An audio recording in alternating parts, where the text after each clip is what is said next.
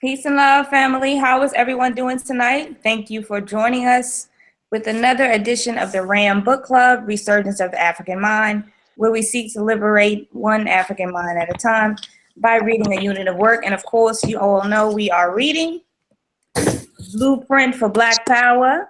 All right, by Baba Amos Wilson. We've been getting into it, family. We are on chapter 10. I can't believe it, queens and brothers. We are on chapter 10 already. We are flying through this book. We're really covering it.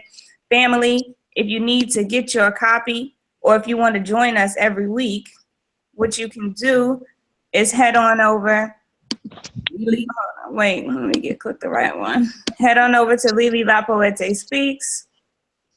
Soon as I can get this thing working, family, give me a minute. You know, Dr. Maat usually does this. Take your time, sis. Take your time. Okay, can y'all see my screen? Yes, let me lock it in so you can stay on the screen. There you go, sis. What is going on here? Okay. All right, so you can head on over here, family, and every week if you want to join us on the panel, or if you just want to watch in the chat room, family, you can go over here to Blueprint for Black Power page, and then you can just scroll down and find the chapter that we're on, which of course right now we're on chapter 10, and you can click, like I said, the discussion link if you want to be in the chat box, and if you would like to join us, you can click the panel link. And also, family, we are now offering, my internet is so sluggish today.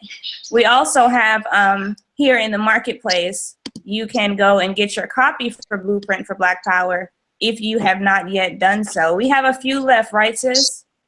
Oh, yeah. We have about 7. I believe like 7 or 6 or 7. Okay, so we got about 6 or 7 copies. So you can come over here and grab you one. And while you're here, you can also go on over. I feel like I have an echo. You can also go on over to my blog, family, and you can subscribe and you can read some things and get updated if you like. I try to update and actually have new information. My latest series is on famous African poets, and this is part 2. So if you're curious about some poets, and these poets are really powerful people, family. If you go over and read about them, they were politicians and doctors and lawyers and just all types of things. They weren't just poets. Let me stop the screen share here. Okay, I think I cut it off. Okay, there we go. But like I said, my name is Lily La Poete, family, and we're going to let the panel introduce themselves, and then we're going to get into this week's chapter. Family, my name is Dr. Deanna Bailey, also known as Dr. Oyama. Before I even get into who I am, I just want to say that Sister Alima built a beautiful platform, Lily La Poete Speaks, and it's a beautiful website, and a lot of us complain about the censorship that goes on Facebook, but then yet we don't support the platforms that other brothers and sisters are building. So it's kind of like we complain about being censored, by Facebook or on Facebook, but then we don't wean ourselves off of it. And I get it. I know that a lot of our friends and family members are on Facebook, and you want to stay connected with them. I totally get it. But we need to stop talking and complaining about problems and actually do something about it. So if you're truly tired of being censored on other social media platforms, even Twitter and Instagram, censors folks, let's start supporting platforms that other brothers and sisters are building for us, where we can talk and express our thoughts or exchange our thoughts and ideas freely. Okay, so please go over to Lily La Poete Speaks, subscribe to the blog. I mean, sis, I didn't even know. Look, you know how I am, sis. I'm the first to admit, I need to subscribe, and I also need to check out your poetry series. That's phenomenal, and learn about our great poets and their contribution to history.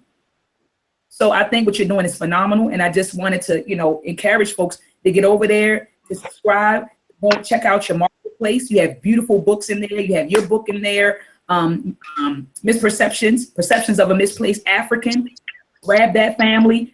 Little Aaron learns about Africa. Grab that, family. And as she stated, Blueprint for Black Power, you can grab that. These are autographed copies of the copies that we're selling have been autographed by brother Sababu, who is the editor and publisher of Blueprint for Black Power. And this brother is up in age right now. I don't know if he's probably in 60s or 70s, whatever, but it's actually autographed by the editor and publisher. So go get your copy. Go right to LiliLaPoeteSpeaks.com, check out the marketplace, and support. We have to start supporting each other, family. And I should have went to the page, sis, because I created the, if you guys haven't seen it yet, we have an exclusive. It's under the blog section, and it's an exclusive thread that's just for Blueprint for Black Power.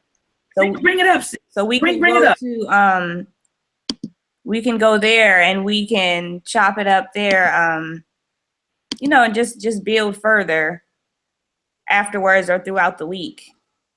Absolutely. Okay, here it is.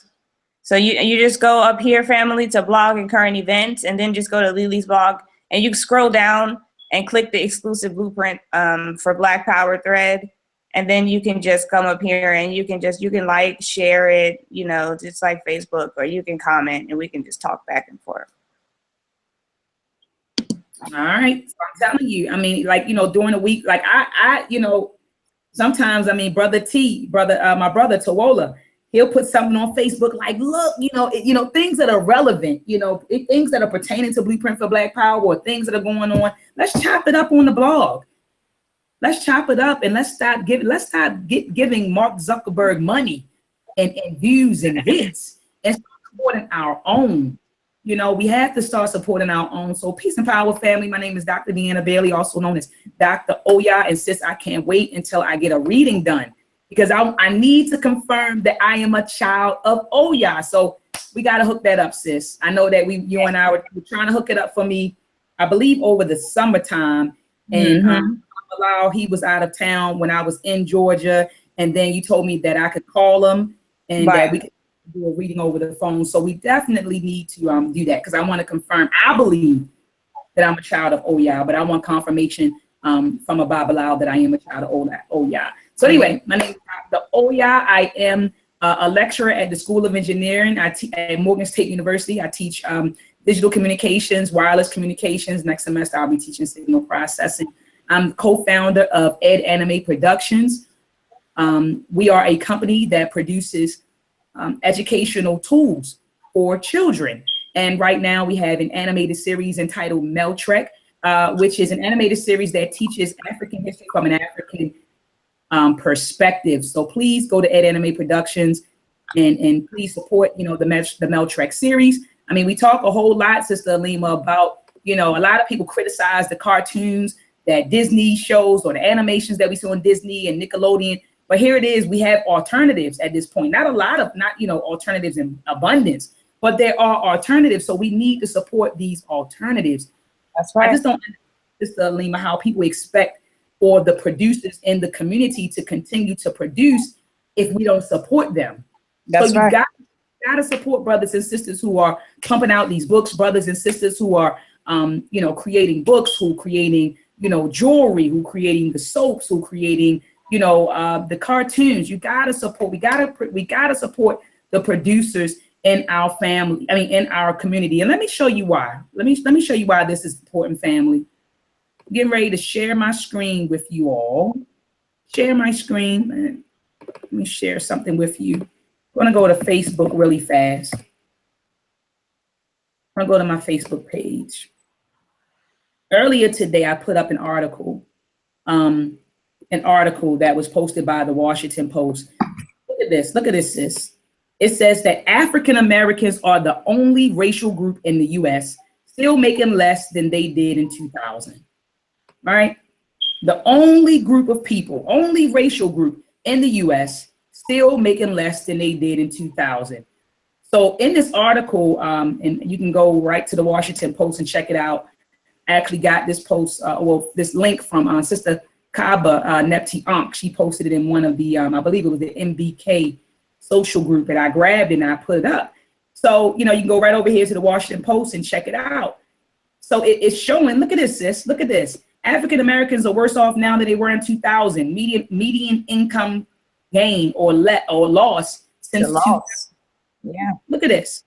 we are in the negatives. We are in the negatives. And I believe during a discussion that we had on this particular platform, Brother Towola had brought out that a financial analyst had published an article saying that if we don't start producing more than we consume, then by 2054, we'll be at a net zero. It was something like that. I forgot exactly what you said, Brother T, but it was something to the effect. You want to know why other groups are advancing? And because we're giving them our money. We're giving our money away. So we have to support the people in our community. We have to start keeping our dollars in our community, because right now we're regressing. And I don't care how many celebrities you see. I don't care how many celebrities you see and who's #1 on the billboards. As a collective, we are a very, very poor people. That same article said that 1 out of 4 Black households are living in poverty right now. We're regressing, okay? Regardless of the celebrities that you see. And Dr. Alexander Michelle, in her book, The New Jim Crow, she refers to that as Black exceptionalism. So we think, that's Black exceptionalism. So we see Barack Obama, we see Oprah, we see these billionaires, we see Jay-Z making money. So we think, wow, Black people are progressing, but as a collective, we're not. These are individuals. These are this is Black exceptionalism that you see. As a collective, we are very, very poor people. And it is because when, I'm not going to say that we're not building. I used to say, we need to build. But you do have brothers and sisters who are building, who are creating. And we need other brothers and sisters to get on board and start supporting. So anyway, peace and power. I described who I am. I'm going to go ahead and pass the mic. I don't want to get on my soapbox. So we can go to Sister Camille. Peace and power to you, Sister Camille. Peace and power, family. Hold up, sis. Before you do that, I just wanted to say to you guys that I know that Brother Travis wanted a copy of Nation Building by Kwame Nkrumah. I reached out to a brother in Philadelphia. I'm going to send this book to him this week, and I'm going to have him copy it for us and bind it for us. So he said he can do that. Yeah, he said he can do that for $20 a pop. Of course, we got to pay for paper and ink and binding and all of that. So he said for $20 a pop, he will copy this book for us. Okay. So I want one. Yeah, definitely. So I'm just wanted to let the family know and the viewers know that we will have these books for sale. Go to LiliLaPoeteSpeaks.com, get your copy of it, or I don't know, sis, because this is published material, copyrighted material. So we may not be able to just sell it in the store, right? I'm like, go to Lily because it's out of print. It is out of print. But but he gave you permission, the person the author of it? Oh, no. Okay, so this is what we're going to do, family. Hit me up on Facebook. Underground. Yeah, we got to go to Underground Way. On the website. We'll go to Underground Way if you want to get a copy of Nation Building. I also wanted to tell Brother Mpu, I grabbed it, brother. I have the Iceman Inheritance. And I got the Negro Problem. Did you get yours, sis? Yeah. I did, sis. So I want the brothers to know, when they give us information, we don't just, Sister Alina and myself, we just don't say, oh, that was good information. We go and we grab the information. That's right. So anyway, I'm going to go ahead and pass the mic. Go ahead, Sister Camille. Peace and power, sis. Yes, peace and blessings, family. I'm so honored to be on the panel. I love everyone's work on here. I've been watching everyone and an admirer for a long time. And my name is Camille Gaynor-Jones. I am a drummer and also a teacher. I have a DVD out entitled The Adventures of Drumette, which is an instructional DVD, which I haven't talked about before, but I have that entitled A Girl from Queens. Thank you, and enjoy building with the family. And you can check out my website at www.camillegaynor-jones.com.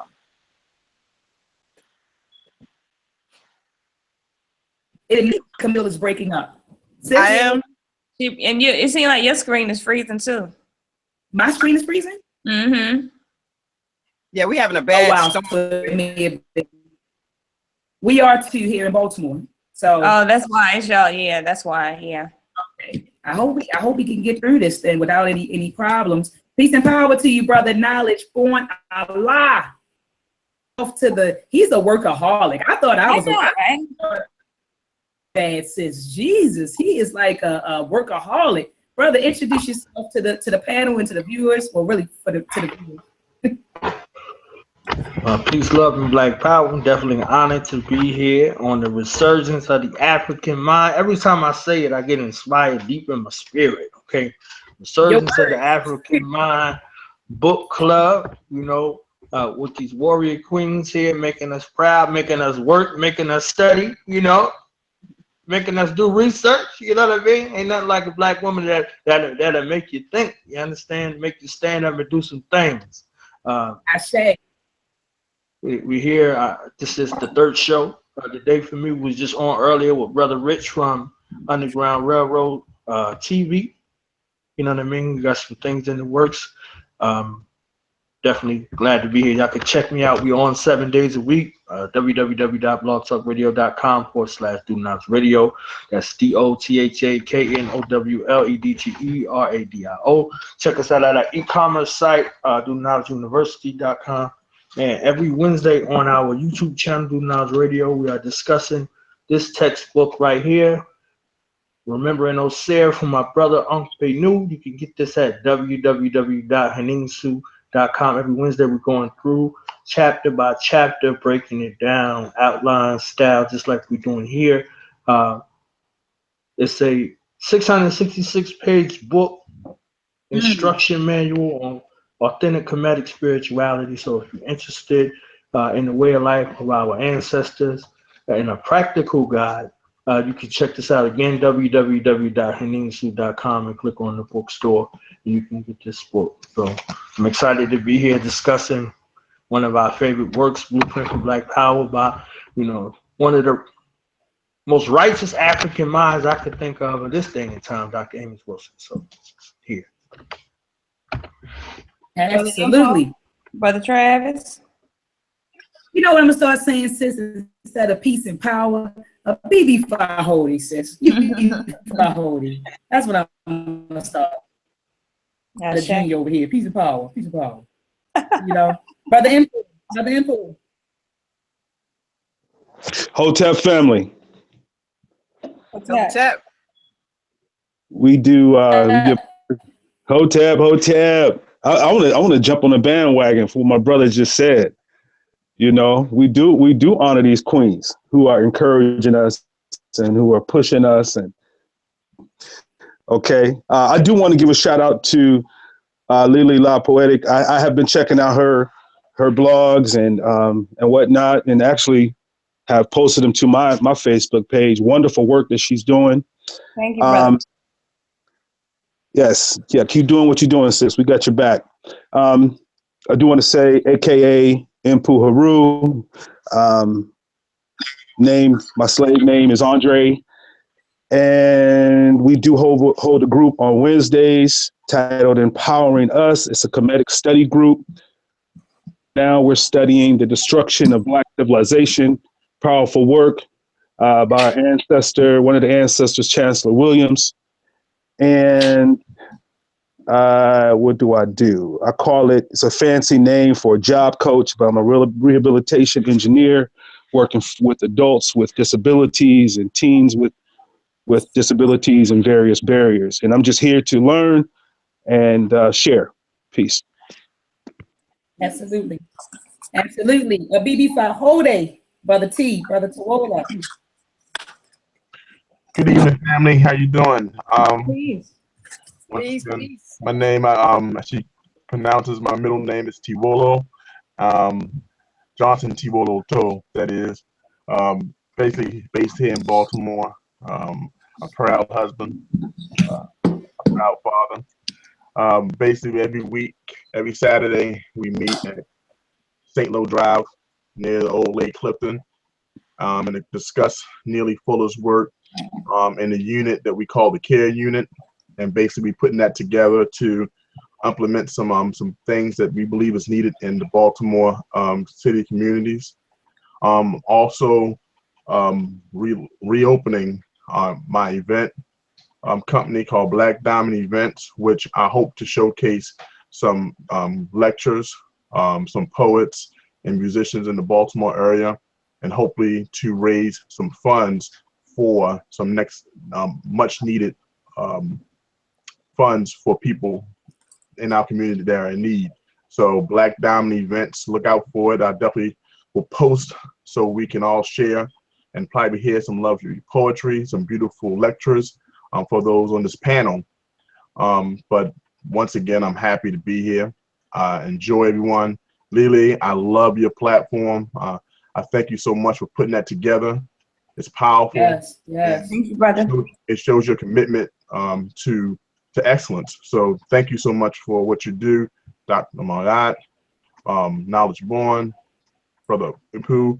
I'd love to hear some of your drum, sister, and some of your music. So I definitely want to support on that interest. And Yes. thank you so much for allowing me to be on the panel. And I can't wait for today's subject. All right. Oh, oh yeah. Did we get everybody? Yes. That was everybody? No, brother, we haven't heard from Brother Travis. He unmuted his mic. Brother Travis, are you there? I know something was going on with him last week. And so we didn't hear much from him, during the last discussion. Exactly. Brother Travis, I know you're on the panel, brother. Are you there? Because we cannot hear you. But I see that your mic is unmuted. I don't know, sis. Yeah, I miss him. I miss his voice. I miss his input. But he's here nonetheless. I know you're present, brother, because I see. Can you hear me? Oh, there you go. Yeah, yes. Just getting back. I was listening to you. I was still working, and so that's what happened. I still finished up some work and I wanted to at least chime in and hear what's going on. Okay. Oh, okay, Yeah, okay. Sorry about that. And so, peace, fam. One of the sisters had a birthday October 25th. Was that Sister Lily? Yeah. That's my birthday. That's I'm right. October 25th. Oh, wow. Oh, wow. Yeah. Happy Birthday. Yeah, belated. Scorpio Pisces moon. Yes, indeed. Hey, all right now. And so, Don't tell on yourself. Don't tell on yourself. Yeah, I had some adventures being that Scorpio Pisces moon. It would take a couple of days to tell you about it.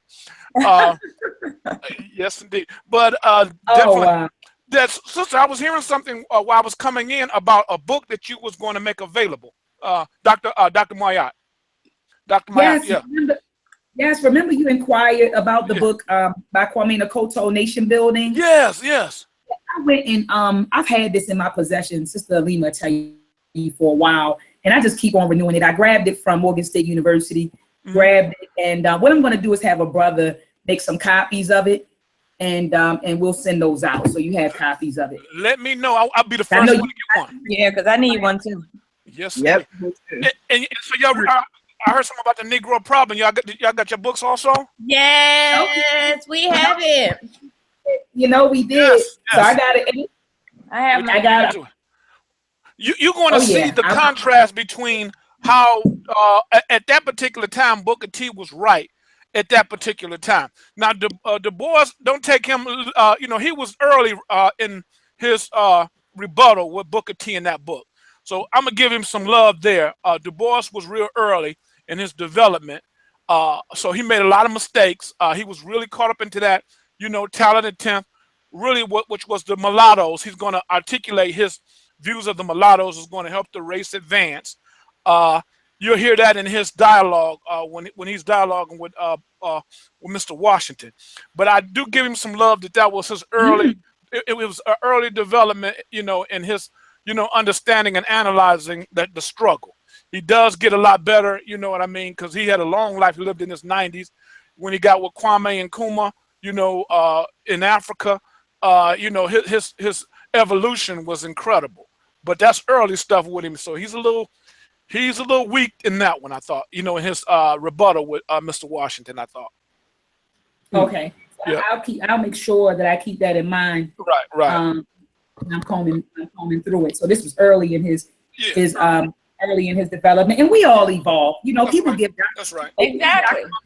People give Dr. Martin Luther King a bad rap, and they say, oh, you know, he was. But if you, I tell people, you know, if you really want to understand what recesses are still with us, read his later speeches. Right. If you really want to understand, because he's definitely a paradigm shift, you know, towards the end of his life. So, you know, we give him, you know, a lot of people I don't know what it is with our people, but we don't give people room to evolve. Right. And, you know, and so he evolved in his thinking, and I'll definitely. But even in the place that he was in, number one, what we need to understand is that when you practice a religion, you're going to operate within the paradigm and rules of that religion. Yes. He was a Christian, so he operated like a Christian. Just Yes. like Malcolm was a Muslim, therefore he operated and conducted himself as a Muslim. Yeah. But I think that people pay too much attention, conscious people pay too much attention to the non-violent factor and don't factor in the fact that this man was very intelligent, and he was political, and he was a lawyer, and that he was able to accomplish a lot of things, good changes for Black people, and that happened only because of him. So it's like I don't know where people get off on this high horse, or where they even feel that they can disrespect him, and as if he's not an astute Igungun or ancestor. I just think it's really disrespectful. Yes, it is. In his life, he was talking about making changes to what Dr. Maat was talking about in the beginning, about us getting a plate at the table and able to afford it. He was talking about the politics and the ability for us to make equal wages and also equity. So he was talking about Black wealth at that time, that we need our check. So he was definitely speaking about the important issues that he was getting there, and that's why some may believe he was killed. Absolutely, and that's what I believe. I don't know for certain, but I do believe that as long as he was preaching, you know, as long as he was, you know, advocating and speaking on integration, he was fine. But the minute he went from saying, look, you know, instead of integrating, I think we burning, you know, I think I'm integrating into a burning house, you know, let's build our own. And when he started talking about nation building and saying, hold up, maybe this may be a rich poor thing. Maybe this really isn't a racial, you know what I mean? Mm-hmm. It seems like that's when they said, okay, we need to get rid of this buddy. You know, we can get rid of him. Because now he's coming for our pockets, right? Right, and I agree with you, Dr. Maat. Now, my position is more so with Malcolm, but I do respect Dr. King, because he even he had ideas, but a lot of us have ideas. But he confronted the system, and he organized based on his belief system and confronted the system. You know, a lot of us, you know, we can have our views, but you know, he actually acted on his views. He caused resistance. The good example is the Montgomery Improvement Association that they organized when they boycotted, you know, when they had to sit on the back of the bus in Montgomery, Alabama. That's confronting absolutely white supremacy. That's confronting the system, exactly, making the system change. Yeah, absolutely. And he got laws changed. You say he got what's this? He got laws changed. Right. Thank you. He enacted. He was able to single-handedly get laws enacted, and you're going to tell me that that's not powerful? That is right. Because he talked about nonviolence, which was conducive to his fucking religion. What's so fucking shocking about I'm sorry to curse, family, but people are really, really nasty when it comes to him, and it really pisses me the fuck off. And how, number one, you people sit on your computers and all you do is type all day, and maybe you might do some things in the community, but have you got any laws changed yourself? Have you put your life on the line for Black fucking people? Have you done that? Were you able to gather the masses by the thousands? Can you do that? No, you can't. So you don't have that right to say anything about our ancestors. And anybody that have a problem with them, fuck you. That's right. Love it. I love it. And I back my sister 200%. Me too. Absolutely. I back her 200%. That ancestor made some changes. Yes. You know, and they tried to discredit his character about his being a womanizer. like how they do that. Because they knew that man was on to something. And they knew he had a powerful movement and people listened. And even today, even during that day, they demonized him so he would not be listened to. But like she said, he changed policies that we benefited from. That all of us benefiting from today based off what he believed from his spiritual encounter. How is your spirituality making changes in this world? I don't see too much making changes. So I respect the ancestor, one of my favorites, and definitely I respect his works. Yeah, me too. Absolutely. Boom, boom, bam. Dr. Oya. Yes. I feel this strongly. So going forward, can we give him his rightful place as our group here going forward, that this ancestor will have his rightful place among the others, respectfully, with the Dr. Benz and whoever else. You know what I'm saying? I think going forward, we need to do that. And anyone else that joins us or speaks negative regarding this man, we'll shut him down. Shut him down. Yes, I agree. With it. So let's do that in honor. And I love what you all are saying, and I'm on board with you as well. So let's do that. Let's submit him, give him his rightful place. Absolutely. And I'm all for that idea, brother. You know, like you said, he should be elevated. You know, just like we elevate, you know, the Dr. Clark, Dr. John Henry Clark, Dr. Ben, all of them, Chancellor Williams. He should be right in the rankings. He definitely should. He definitely should be. So I agree with that 100%. I wanted to also add a conversation that Sister Alima and I had this week. We were talking about revolutionaries and how a lot of people, we sit and complain about the system. And then we say, we want to destroy the system. But how can you destroy a system that you don't understand, right? So Dr. Amos Wilson, in his book, he talks about, even in chapter 9, he talks about how, you know, we need to develop a system that will counterbalance the system that we are currently being dominated and exploited by. But how can we build a system to counterbalance the current system if we do not understand this current system? And that's why reading this work is extremely important. So I'm laughing at a lot of folks on social media who call themselves revolutionaries. What are you revolutionizing? Exactly. Yes. You can't, you know, if I spoke to some of these brothers and sisters and said, okay, we want to change the system, where do we get started? They'll probably tell me what they think or what they feel. And I'm not saying that their thoughts and feelings wouldn't be, you know, correct or effective, but we have a blueprint, sis. That's right. So if we're talking about destroying this system and building our own system, we have to, or a system that counterbalances this system, we have to understand how this system works. Yes. And Amos did a phenomenal job. Our Igugun did a phenomenal job. Yes. Explaining the inner workings of this system and blueprint for Black power. So we're going to start with chapter 10. Now, this is I'm going back to page 154. Yes.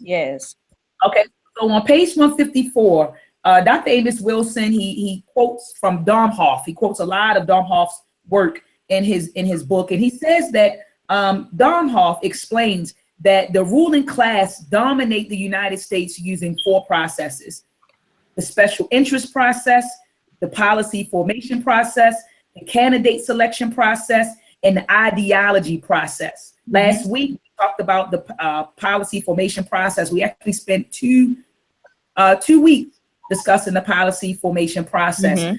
This week, we will be discussing the candidate selection process, and he defines it as such. He says that the candidate selection process, which has to do with the ways members of the ruling class ensure that they have access to the politicians who are elected.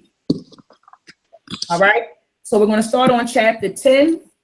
All right, chapter 10, page 209. Sis, do you want to start it off, or do you want me to start it off? It doesn't matter, Queen. You go ahead and start it off. Okay.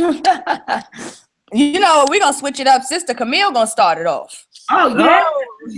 Oh, Sister Camille, you started off, sis. Oh, shoot, okay. I guess this the selling of the candidate. A brief review of our prior discussion of the special interest and policy formation processes, and a re-examination of the schematic diagram depicting the policy formation process, with the fact that electoral politics, particularly as represented by the every 4 years voting ritual in the US, has relatively little to do with the actual process of day-to-day governance. Woo. Right. That right there. If y'all hear the sister, repeat that for the listening audience. Just repeat that for the viewers. that what has that the electors or the electoral politics, but voting ritual has nothing. Go ahead, sis. But the electoral politics, particularly as represented by the every 4 years voting ritual in the US, has relatively little to do with the actual process of day-to-day governance. So that's what you can tell people when they say, why don't you vote? Exactly. This is why. It doesn't make that's just their way to keep people from losing it out here, to feel like they're a part of the process. Make you feel like you got some control. Exactly. And you have none. You have zero. You have zilch. Right. Because why would people why would the ruling elite and you know the lumpen proletariat, you know, they just wouldn't kind of make you think that you have some power. Keep going, sis. And to continue on,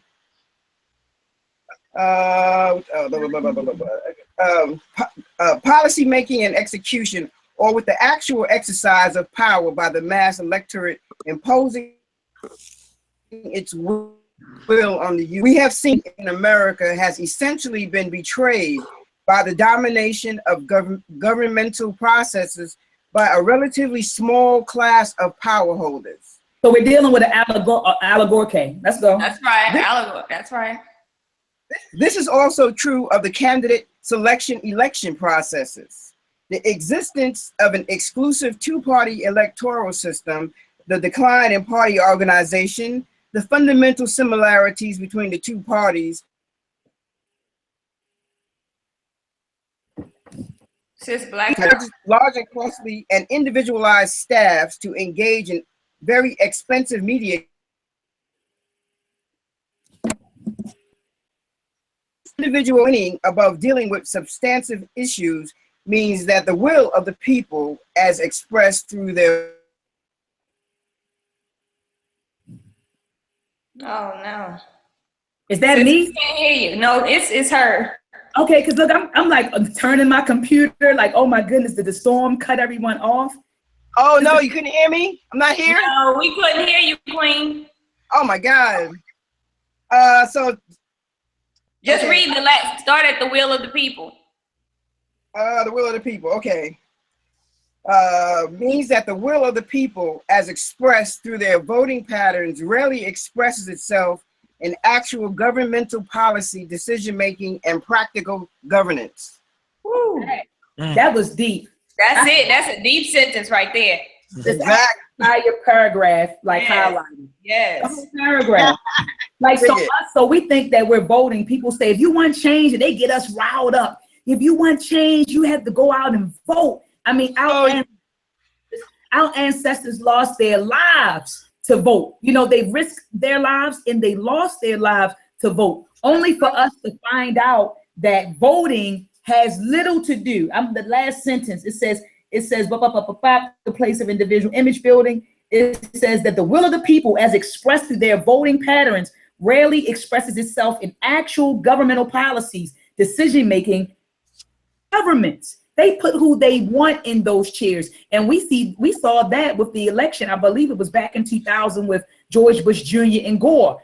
Everybody voted for Gore. Everybody. But who became president? Bush.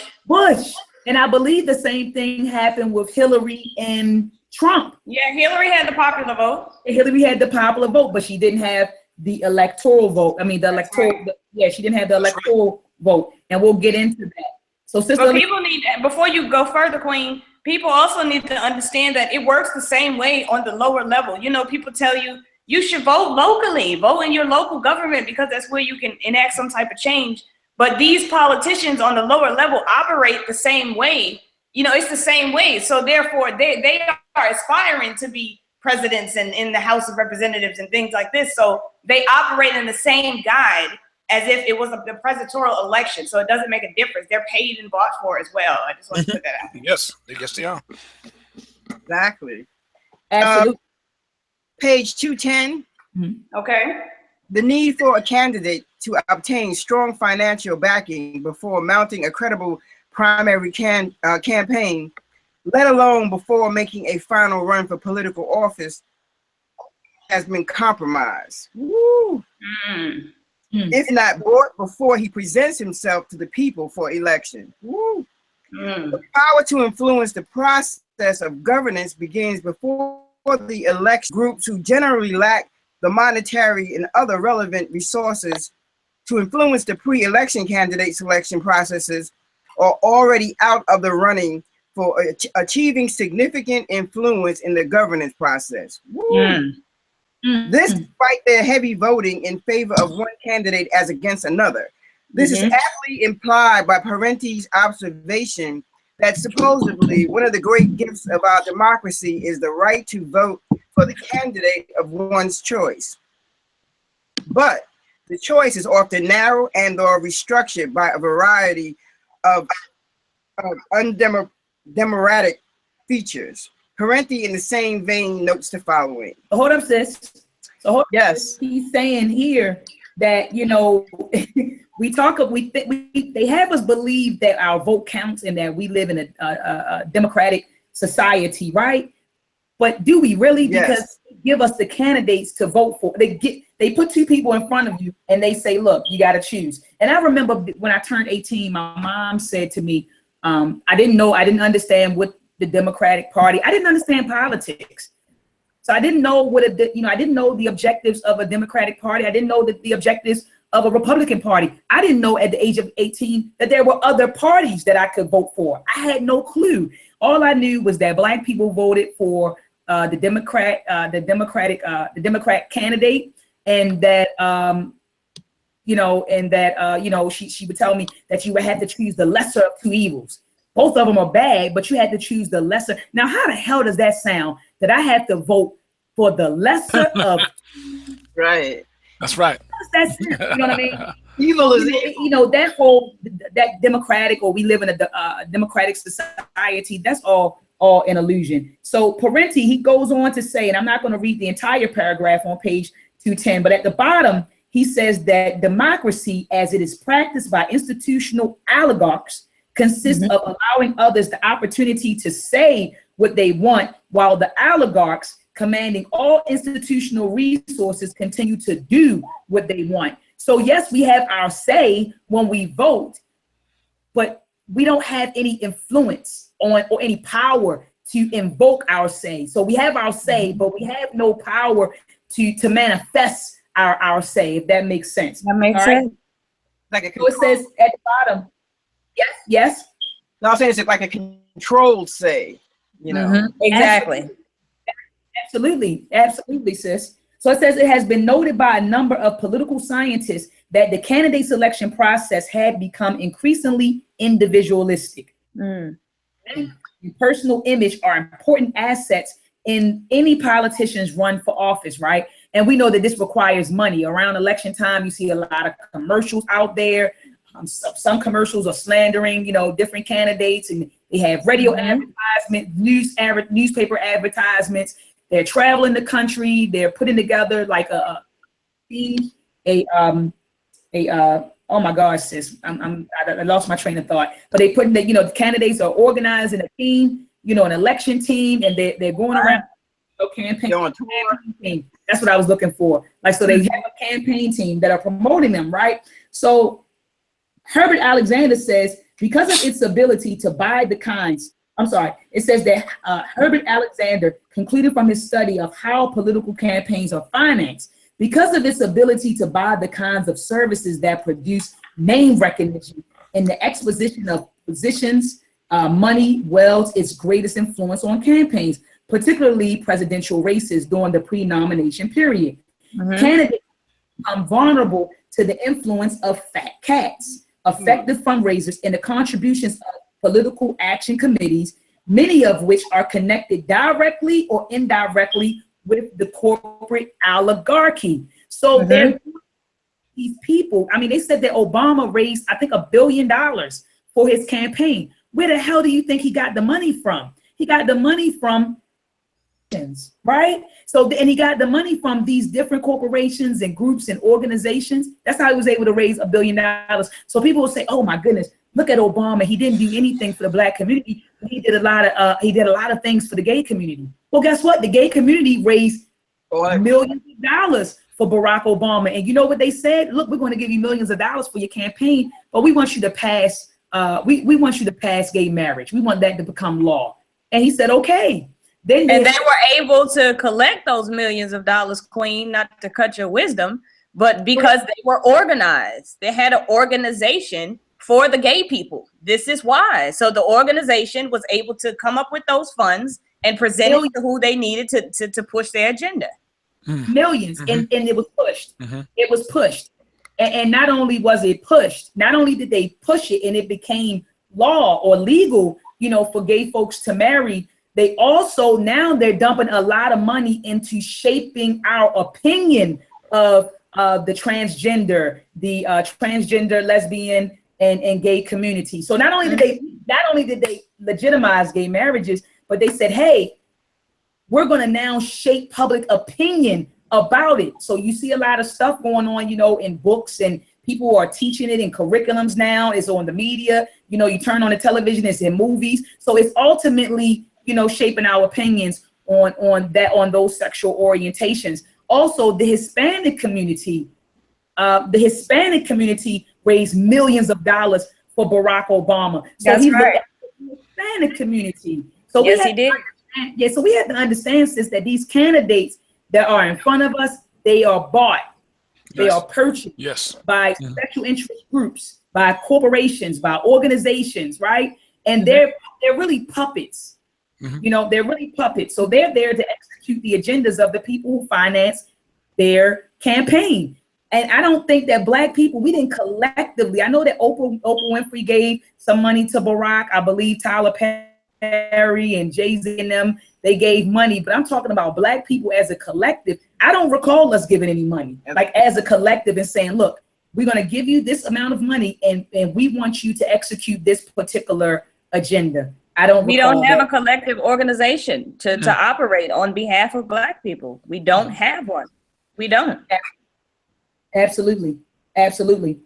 So Domhoff argues that through relatively simple and large campaign contributions, members of the ruling class can in good measure dominate the candidate selection process as prospective office holders seek to distinguish themselves from their competitors and to project an image which will compel the electorate to vote for them. So then there's a paragraph speaking of Domhoff, and at the end he says that the role of the wealthy donor and fundraiser seems to be especially crucial in the nomination phase process. This was the conclusion of one of the earliest systematic studies on campaign finance. So he goes on to say, and Amos Wilson goes on to say that the legitimacy of this system is especially questionable when one looks at the products of the candidate selection process. Right? The major results of the candidate selection process are, first, a large number of well-to-do politicians who are eager and willing to go along to get along, all right? It says precisely the kind of politicians who are necessary if the special interest process is to operate the way it does. Now, I know he keeps saying special interest process, so let me just define that for you guys really, really quick. Special interest process is which comprises special interest process, and I'm reading from page 154. It says, which comprises the various means utilized by wealthy individuals, specific corporations, and specific sectors of the economy in influencing government to satisfy their narrow short-run needs. Okay, so that's the special interest process that he keeps talking about. So it says that, okay, so it begins with these eager politicians, right, who are willing to go along to get along. The politicians who are necessary if the special interest process is to operate the way it does. And second, a great many politicians with few strong policy positions of their own, who are thus open to suggestions put forth to them by the corporate executives and academic experts who have been legitimated as serious statesmen and leaders within the institution of the policy planning process. Shows that the candidate selection process naturally produces the kinds of elected officials whom we know must be in office because of the ways in which the special interests and policy planning processes operate. We can begin to see why the three processes mesh together so well, even though they are relatively independent. So then he's going into politics. So sister, you want to take away with party politics? Okay, so he starts talking about the two-party system, and you know how we're convinced that we have a two-party system, which is different, but he states that, you know, the differences get blurred. And he says that we have a two-party system in this country, and he says that we have the Demopublicans, as he called it. I thought that was funny. It is one party of a corporate class with two wings, the Democrats and Republicans. And Domhoff goes on the state to say that the major effect of the two-party system in the United States is that it discourages policy discussion, political education, and any attempts to satisfy majority preference, rather than encouraging them. It helps to create the confusion and disinterest for which pluralists constantly scold the general public. Parenti then goes on to assert that though there are enough discernible differences between the parties to prohibit their being accurately described as identical twins, the differences are not wide enough to prohibit their identification as fraternal twins. So he's basically saying they may not be, quote unquote, exactly the same, but in essence, it's really hard to tell the differences. The differences are very, very menial. And, you know, for a long time, you know, sis, I was naive as well about politics, and I really thought that there was a difference between the policies. But see, they play these tricks in the way that they do their campaigning, and it would seem, you know, as if they're different because they point out each other's differences, but behind the scene, as we know, they all work together. Absolutely.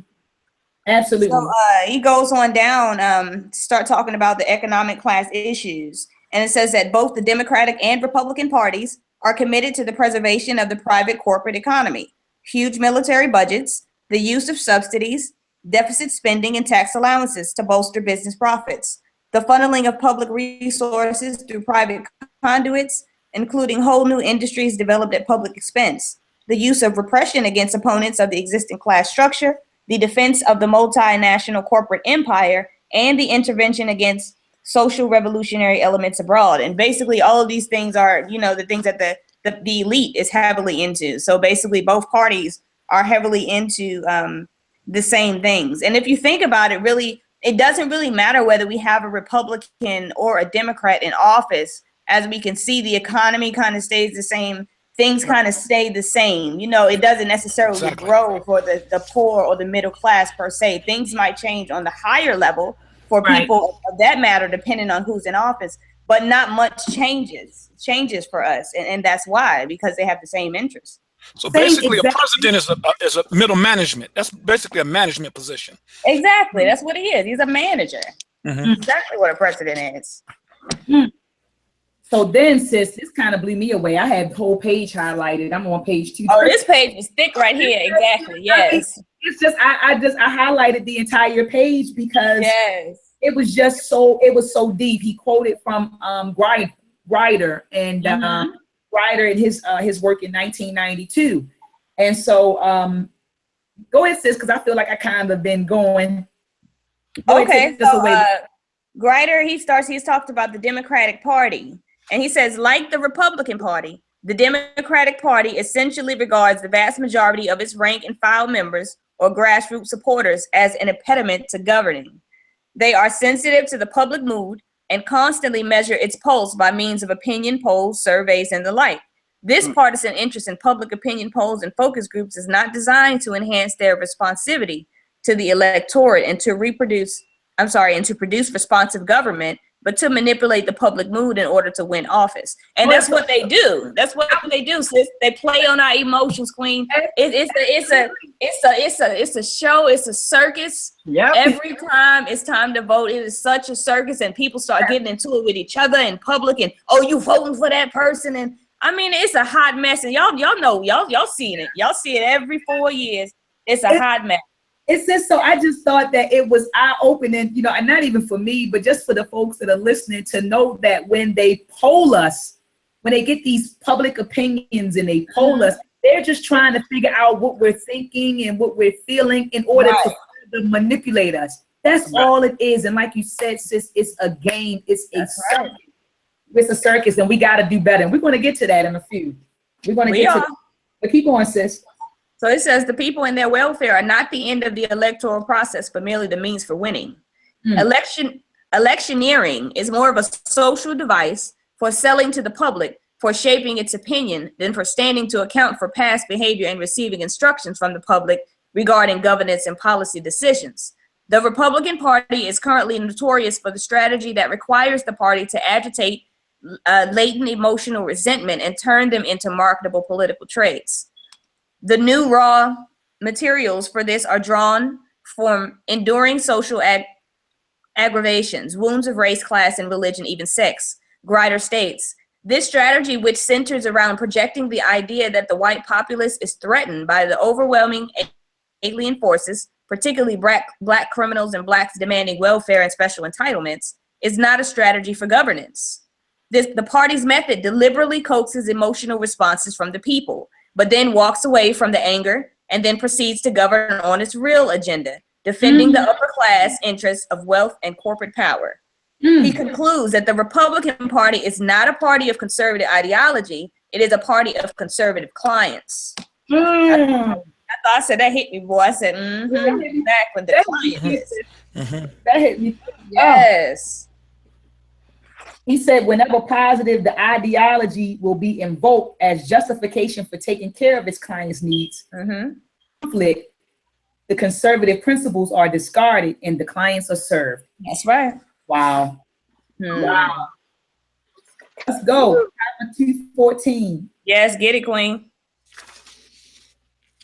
Wow, we're running through this. We only got like 4 pages left. Let's go. Let's go. I know, right? Let's get it in. Come on, Sister Camille. 214. Oh, okay. 215 or 214? 214. We're at the top. Okay. The contemporary leadership of this party, the Democratic Leadership Council, DLC, is determined to jettison the party's image of being beholden to left of center interest groups, racial minorities, labor unions, women's rights groups, and the like, and return it to the mainstream.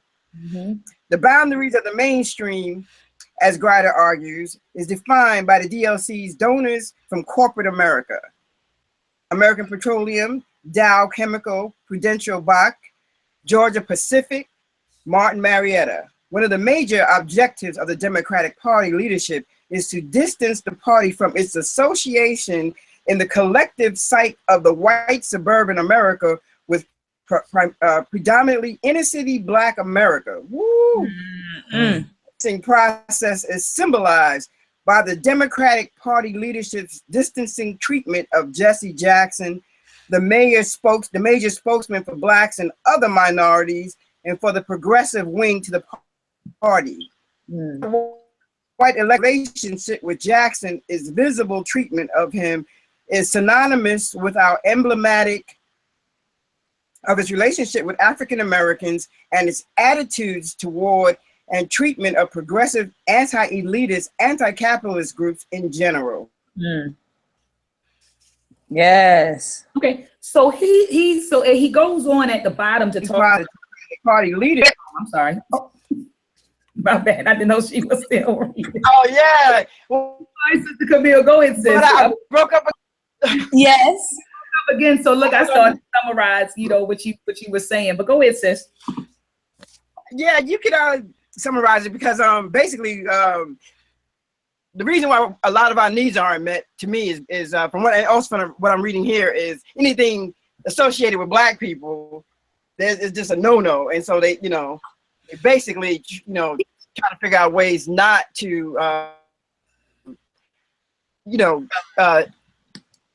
forth our agenda. Right. Absolutely. It said they started distancing themselves, and we got to remember that white people go nuts. Yes, absolutely. And so he's we got to remember that this book was, Baba Amos Wilson was writing this book, in the late 80s, early 90s, when he was doing a lot of research. And this is what he saw at that particular time. And we still see this today. Yes. So he goes on to talk about the DLC conference in 1990. And he was saying that, and I want to read this paragraph. It says the DLC's main objective, however, was an attack on the Democratic Party's core constituencies: labor, school teachers, women's rights groups, peace and disarmament activists, the racial minorities and supporters of affirmative actions. Its stated goal was to restore the party's appeal to disaffected white males, especially in the South. We got to remember, family, people did not become Democrats until Roosevelt, when he introduced the New Deal. We got to remember that initially everyone was a Republican. I think we forgot that. Because Abraham Lincoln. Were exactly facts.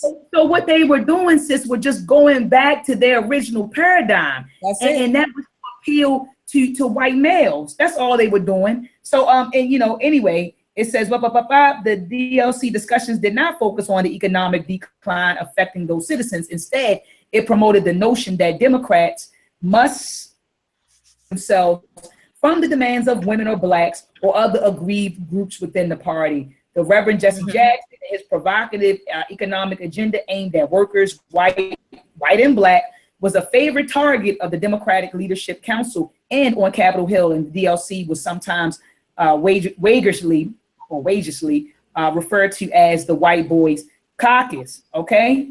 So he was saying that they were distancing themselves. And even today, did you guys notice with the Democratic Party, people say, oh, the Democratic Party is for blacks, and Barack Obama was our Democratic candidate or our Democratic president, but he never spoke out really about the injustices that occurred, against black people. I remember when Trayvon Martin was murdered. I mean, the only thing I recall him saying, and panel, correct me if I'm wrong, he said Trayvon Martin could have been my son, but other than that, I didn't see him really speaking out about the social and racial injustices regarding black people. And so I really, what did you say, Brother Travis? I agree, but the thing with Barack Obama is Dr. Maya, he got a crash course on being a black man, being conceived as the first black president. He's seen racism that I could never probably even conceive of. I mean, the level of racism that he experienced, but he was not raised in a black family. He was raised by a white grandmother and white parents. He didn't really get the black experience as being part of our community and getting our sense of value system and culture. He didn't grow up in an African, even we still, that people who don't practice our African spiritual system, is still a certain root in our people that is very African. He didn't get that, but black people projected their wanting to have somebody black and significant in office, and we projected a lot of things that he was not. Right. And we also, what we did was we automatically, as we always do with all mixed people, is we made him black. Right. And a lot of mixed people are kind of on the fence. They don't really want to go either way. And I kind of understand. I get that. Because technically you don't necessarily have to, so to speak. You know what I mean? But I think that was the biggest error for black people, was that you made him the black president when he was the mulatto president. Yeah, the Kenyan American president. Exactly. Look at, because we have to realize that he played the game very well. He wanted to make sure that he associated the blacks as close as possible until we start pulling up his livelihood, his history. I mean, not many grandmothers have donated $500,000. Had that much money put in them. Also realized that the legacy that his father had by attending the college, and his father being from East Africa. And so a lot of people, he played the role. And in his movie, that was on his life, based on his life, called Barry, he struggled with being on the black side and being on the white side. They showed it.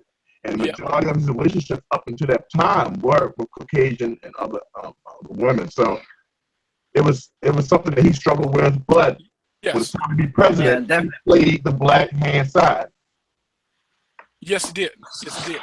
Well, they also said that that basically he dated white women up until Michelle because he knew he couldn't be elected. You know, showing up, with a white woman. Because the white people wouldn't have accepted it. No, because exactly.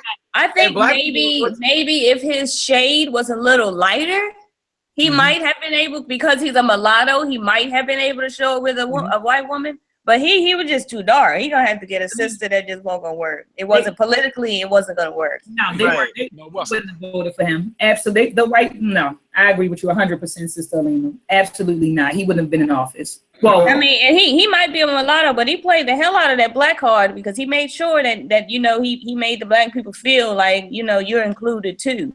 So that's why we went and took our asses out to vote for him 2 times. There in 2008, I was out there. They had me. And then I went back 2012 and voted. I didn't go back 2012. I didn't vote for nobody. I said, fuck y'all, I'm done. Sis, I went back. I went back. So let's move on to page 215 because we got to go to 218. Page 215. Okay. Thus Grider surmises. Did I read? Yes. Thus Grider surmises in the contemporary Democratic Party, the regulars at the grassroots are regarded as an impediment to governing. It says a major impediment to governing is the troubling presence of Black America. This is not only the case for the Democratic Party, but for the Republican Party as well. This is the case for the white American nation within the nation, period. So now Wilson is getting ready to get into another section entitled Blacks, the primary impediment to governing. Okay. The alien, you know what? Let's get a brother. Brother yeah, T, somebody brother do the knowledge. Somebody, brothers. Come on, brothers. Come on, brothers. On page 213? 215, brother. Blacks, the primary impediment to governing. Gotcha. That's right. At the center of the American politics and governance stands the alien presence of Black America. This presence is white America's #1 domestic issue and problem. This presence, in its own peculiar way, very significantly defines the shape and character of the collective white American psyche and body politic. This group, African American community, intrudes disturbingly the white consciousness as insistently and persistently as white America seeks to exclude it from the midst, to the deny and distort its reality through projective and self-deceptive stereotyping processes. Thomas and Mary Edsel cut right to the heart of Thomas and Mary Edsel cut right to the heart of the matter in the introductory remarks, an article titled Race, published by the Atlantic Monthly as May 1991. So basically, race is no longer straightforward, morally ambiguous force in American politics.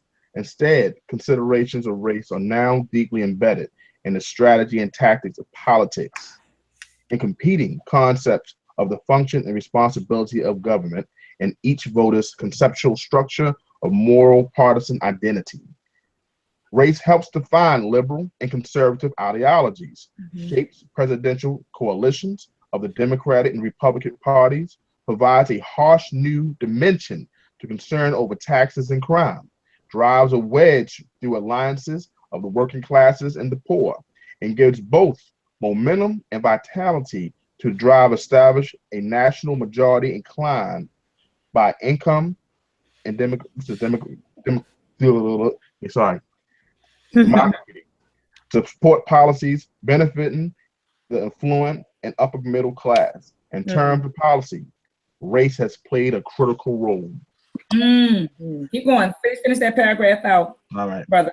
In the creation of the political system that has tolerated, if not supported, the growth of the disparity between rich and poor over the past 15 years. Race-coded images and languages changed the courses of the 1980s, 1984, and 1988 presidential elections, and the 1990 elections for the governorship of California and Alabama, the U.S. Senate in North Carolina, and the post of Texas Secretary in Agriculture. The political role of race is subtle and complex, requiring listening to those whose views are deeply repellent to some, deeply resonant for others. The debate over racial policy has been skewed and distorted by a profound failure to listen. That reminds me of the documentary 13, where they stressed that the Southern Plan, when they basically said that they used to use the word nigger, but then they could no longer use it because it was race sensitive. But Altwater, I believe, was the political analysis for I Am Not a Crook. What is the president's name who was impeached? Nixon. Nixon. In his administration, he talked about not doing anything for the African Americans and to use dog whistle politics in dealing with them, so we wouldn't anger them too much, but use politics to make sure we kept them down. So everyone used that platform, even when it came to, they said our first black president supposed to be, Mr. Clinton. So he changed his agenda to meet white approval, and that's why he was supposed to be tough on crime. So that documentary opened up the eyes of a lot of people of really how they play this game and how they put African Americans, blacks, and people of color down the bottom. So yeah, 13 is really good. It is. That was a great. Yes, it is. That was a great documentary. It's basically benign neglect. That's benign neglect. Exactly. Benign neglect. So I'm always interested, how are we going to deal with that dynamic? Because if we know that, hey, we need to actively participate in politics and making change to the system, how are we going to deal with the benign neglect, that brick wall that's put up to keep us out? That's right. Okay. Well, check this out. So we get into I wanted to read this, and I had this highlighted. I said how whites really feel about black people. So they polled us in 1985. They polled the working class in the suburban. It says it's a 1985 study of suburban Detroit by Stanley Greenberg, the president of the analysis group, the Democratic polling firm. So they polled in suburban Detroit in 1985. This is what they said. These white Democratic defectors expressed a profound distaste for blacks, a sentiment that pervades almost everything they think about government and politics. The explanation for he's talking about white defectors, their vulnerability, thing that has gone wrong in their lives. Not being black is what constitutes being middle class. Not living with blacks is what makes a neighborhood a decent place to live. And now I just want to pause right there. Sis, I remember when growing up in my community here in Baltimore, I was living in Baltimore County on a block. And I remember this was in the 80s, I had white neighbors. And when the more black families started moving in, white folks started moving out. They started that's a lot of neighborhoods. So that happens to a lot of neighborhoods. Absolutely. So it says, not living with blacks is what makes a neighborhood a decent place to live. So it became undecent, of course, when we moved in. It says these sentiments have important implications for Democrats, as virtually all progressive symbols and themes have been redefined in racial and pejorative terms. The special status of blacks is perceived by almost all of these individuals as a serious obstacle to their personal advancement. Indeed, discrimination against whites has become a well assimilated and ready explanation for their status, vulnerability, and failures. Now, remember when affirmative action first, when that became a policy, a lot of whites felt like, oh, I didn't get the job. This is reverse racism. But in actuality, it says that white women benefited from affirmative action more than black people. Right. Because affirmative action, it wasn't necessarily based on color. It was based on being a minority. Minority. They take the wording. That's what they switched the wording up. Exactly. They got tricky on that ass. That's why white women were able to use it. Right. Exactly, Queen. It is a good in that way, white men also benefited as well because they're married to them, so they still were getting the money. Exactly, sis. Right. Or if it was a company where it was just a whole bunch of brothers that was working, the white man can use affirmative action to get hired because he would be the minority. That's right. And there's a book called when affirmative action was white. That's trying to get rid of it if it's from it. Except who wrote that book, brother? I don't have the title in front of me. I wish I had the book. I didn't bring it up. But that's the title of it, when affirmative action was white. Affirmative action is white.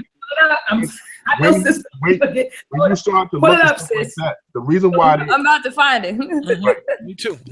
when they ignore us in the political realm, it's because it will open up some wounds. Like I'm reading this book about what Dr. Maat was talking about. It's called Not in My Neighborhood.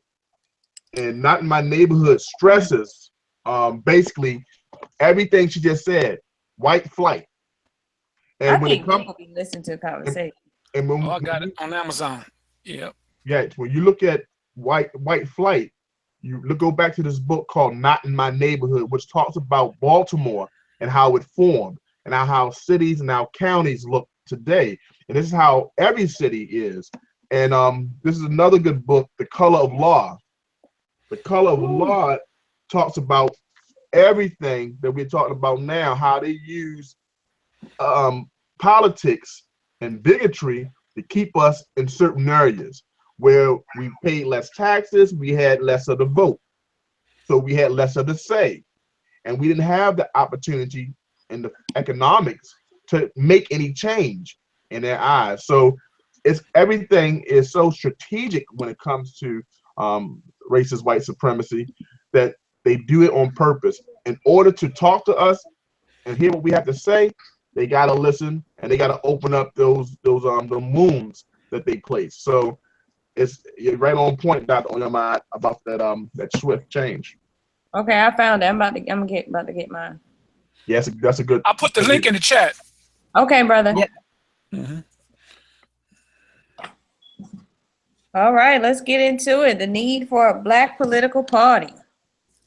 Yes. Waiting for this part right here. Exactly. This is the one. This is the one. Start us off, sis. The need for. Okay, so he gets in and he says he's talking about the latter community. He's talking about the white America.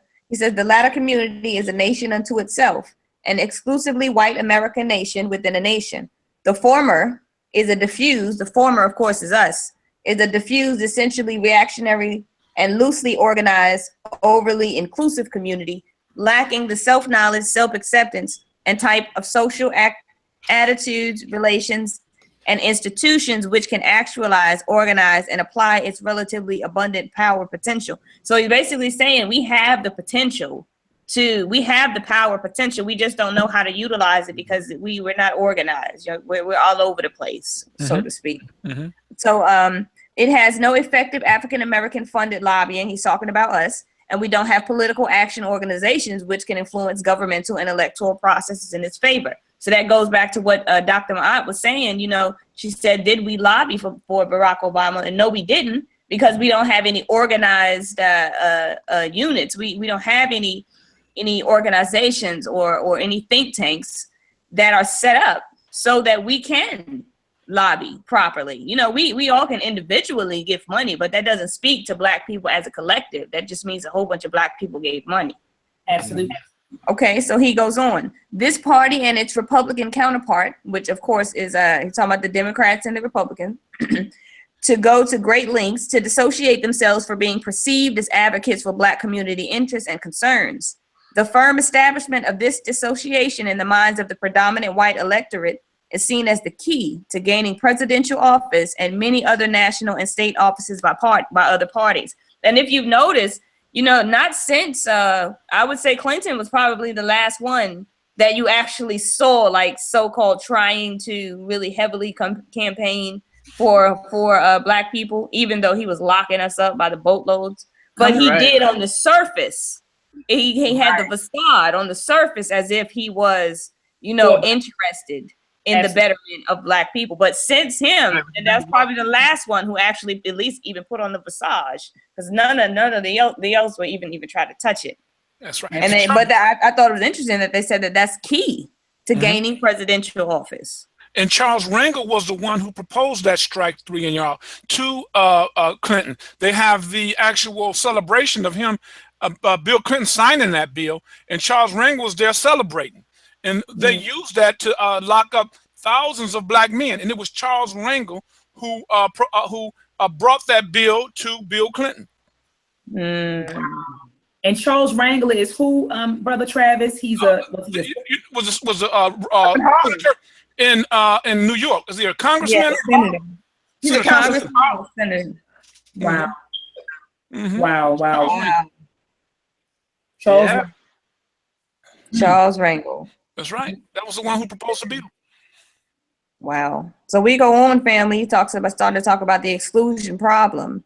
And he says one of the possible solutions points to the full development of an independent African American political party. So he's saying that this is necessary, family.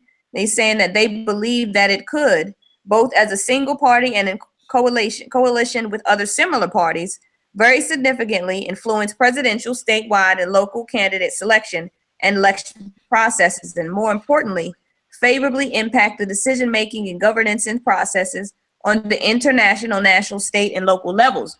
So Baba keeps emphasizing, and of course he's about to break it down, what we really need, but he's emphasizing that in order to make the type of change that it is that we seek, we need our own political party that represents us exclusively. So everyone who keeps thinking that you're about to go and shoot up the government or whatever it is that you're thinking, you're not going to achieve the revolution that you're thinking. It's going to be achieved politically, period. That's the only way we're going to try to have some type of leg up, because anything other than that, it's a no-go, because we don't have any military power here. Right. All right, everybody take, I think it's 14, so maybe all of us will read 2 points. Okay. That the independent Black political party will be able to do the following things.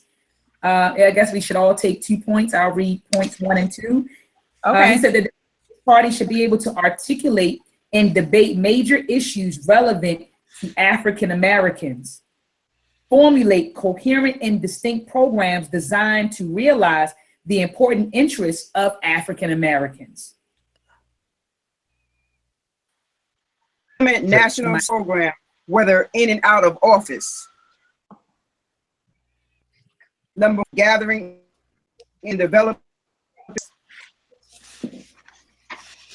Raise and organize money in order to engage in the process of developing leading ideas and goals that will form the African American community's internal and public policy agendas and strategies for actualizing its interests.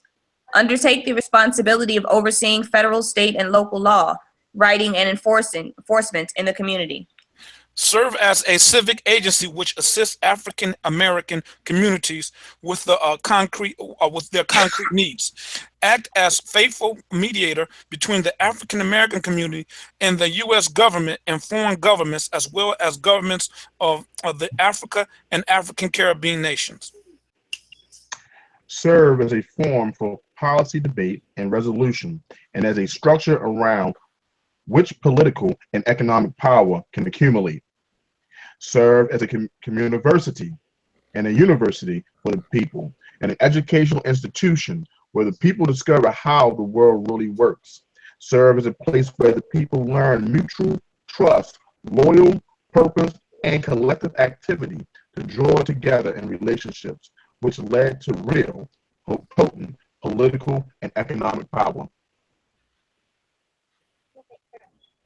Brother Ampu, do the knowledge. Okay, serve as the means for training and developing leaders, experts, and community organizers, foster research and development projects, and provide a nationally coordinated network of political and economic administrative centers in order to carry out local, regional, national, and international programs and policies according to a democratically sanctioned strategy. Serve as a primary source for the development of concentrated cooperative and private business enterprises, trade associations, for the development of financial resources for African American personal, communal, and business success and prosperity. Provide the means for supporting the social, industrial, technical, and business training of African Americans. Maintain an independent. We have a brother. Or? I heard a brother.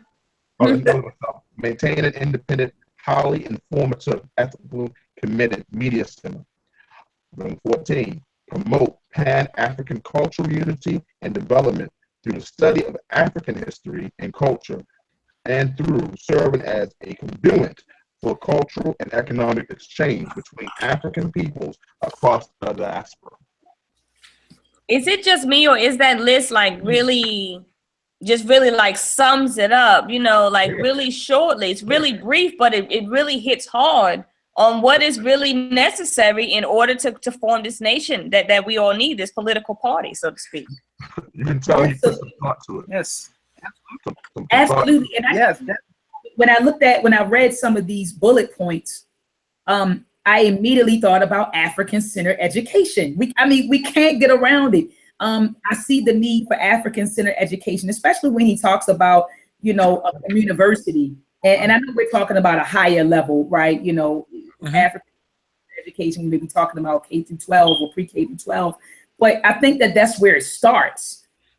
When he talks about an educational institution where people discover how the world really works. That begins with it should be taught to you in your educational process. A lot of our children come out of high school and college and don't know the way the world works. They don't know the way the world really works.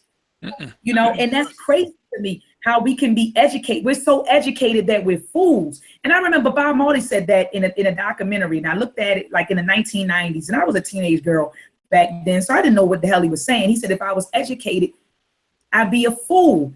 And I get it now at the age of 36, because when you go to school, they don't teach you how the world really works. I didn't learn that until I graduated from out of graduate school. All right. So it starts with African-centered education. When we talk about people, he said, serve as a place where people learn mutual trust, loyalty, purpose, and collective activity to draw together in relationships with lead. All of that begins with your education.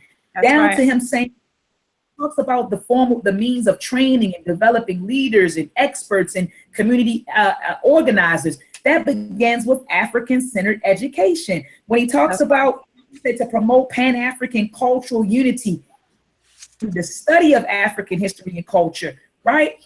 That begins with only African-centered education.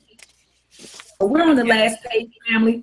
I know that we held people up for about an hour and a half, but I'm telling you, we came to study. Mr. Alima, tell you, we're not just reading the book. We're not just reading Blueprint for Black Power. We're studying. And Dr. Maat talking about, sis, let's try to make it short. We're going to go from 7 to 8. That's why I didn't even respond. I'm like, ain't no way in hell these African people on this panel about to go from 7 to 8. I don't care if it was 2 pages. We still would have been up here for an hour. That's right. We up here to study. We ain't going to do that. We're going to use this time. You're right, sis. You're 100% right. I was trying to skate out. I said, you know, the chapter is kind of short. Had a lot of work to do. So I said, all right, we'll get done at 8 o'clock. But like you said, there's no way. There's no way. No way. So the last paragraph on 219, Dr. Amos Wilson, Baba Amos Wilson, Ogungun Amos Wilson, who should be members of this political party. He says the party should not permit dual party membership. Americans who are members of other political parties, including and especially those belonging to the Democratic and Republican parties, should not be admitted membership into a Black independent party under no circumstances. He said no Black politicians affiliated with any other party should be allowed entrance or entry at any level of the organization. They should be dealt with as members of rival parties. He said persons of groups representing Marxist, communist, or Eurocentric ideological leanings should be discouraged from seeking membership. The party should not be securely led, i.e. that is, not led by preachers or other religious leaders. Because as Sister Alima stated today, she was saying how when we form plans and organizations and all, we bring with us our ideology. So Martin Luther King his strategy was based on his religious background. Malcolm X, his strategies were predicated on his religious background. So I totally understand why Baba Amos Wilson says that the party should not be secretarily led, i.e. not led by preachers or other religious leaders. While their membership is welcome, the party should not become the battleground for religious, sectarian interests, or moralizing institutions. The party's orientation should be clearly Black, nationalistic in character and in intention. Definitely not assimilationist or integrationist in the traditional sense. While open and willing to enter into advantageous correlations with other parties and groups, the African-centered nature and purpose of the party should be clearly and universally recognized. Ashe. So Baba broke down. He broke down, exactly who should become members, who should be members, and who should not be members in the last paragraph. All right. Does anyone want to add anything else? I agree with everything he definitely said in that last paragraph, especially about the dual membership, because you gotta be exclusive. You can't try to play both sides of the field, which a lot of people do. Exactly.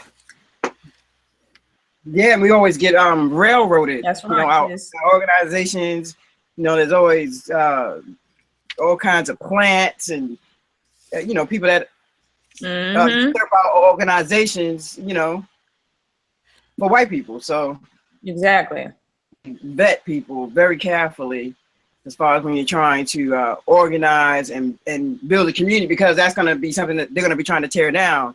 Anytime you try to build for Black people, they come in to destroy it, So we have to be aware of what everyone is doing, who they are. And that was the thing that they said about the Black Panther Party too. They never really vetted anybody. Found out just people just was coming in, joining, They didn't know who they had in the party. No, they didn't. They had no clue. And like you said, sis, that's the key word. We had to vet. We had to vet our members. We had to vet our leaders. We had to vet our teachers. We had to vet.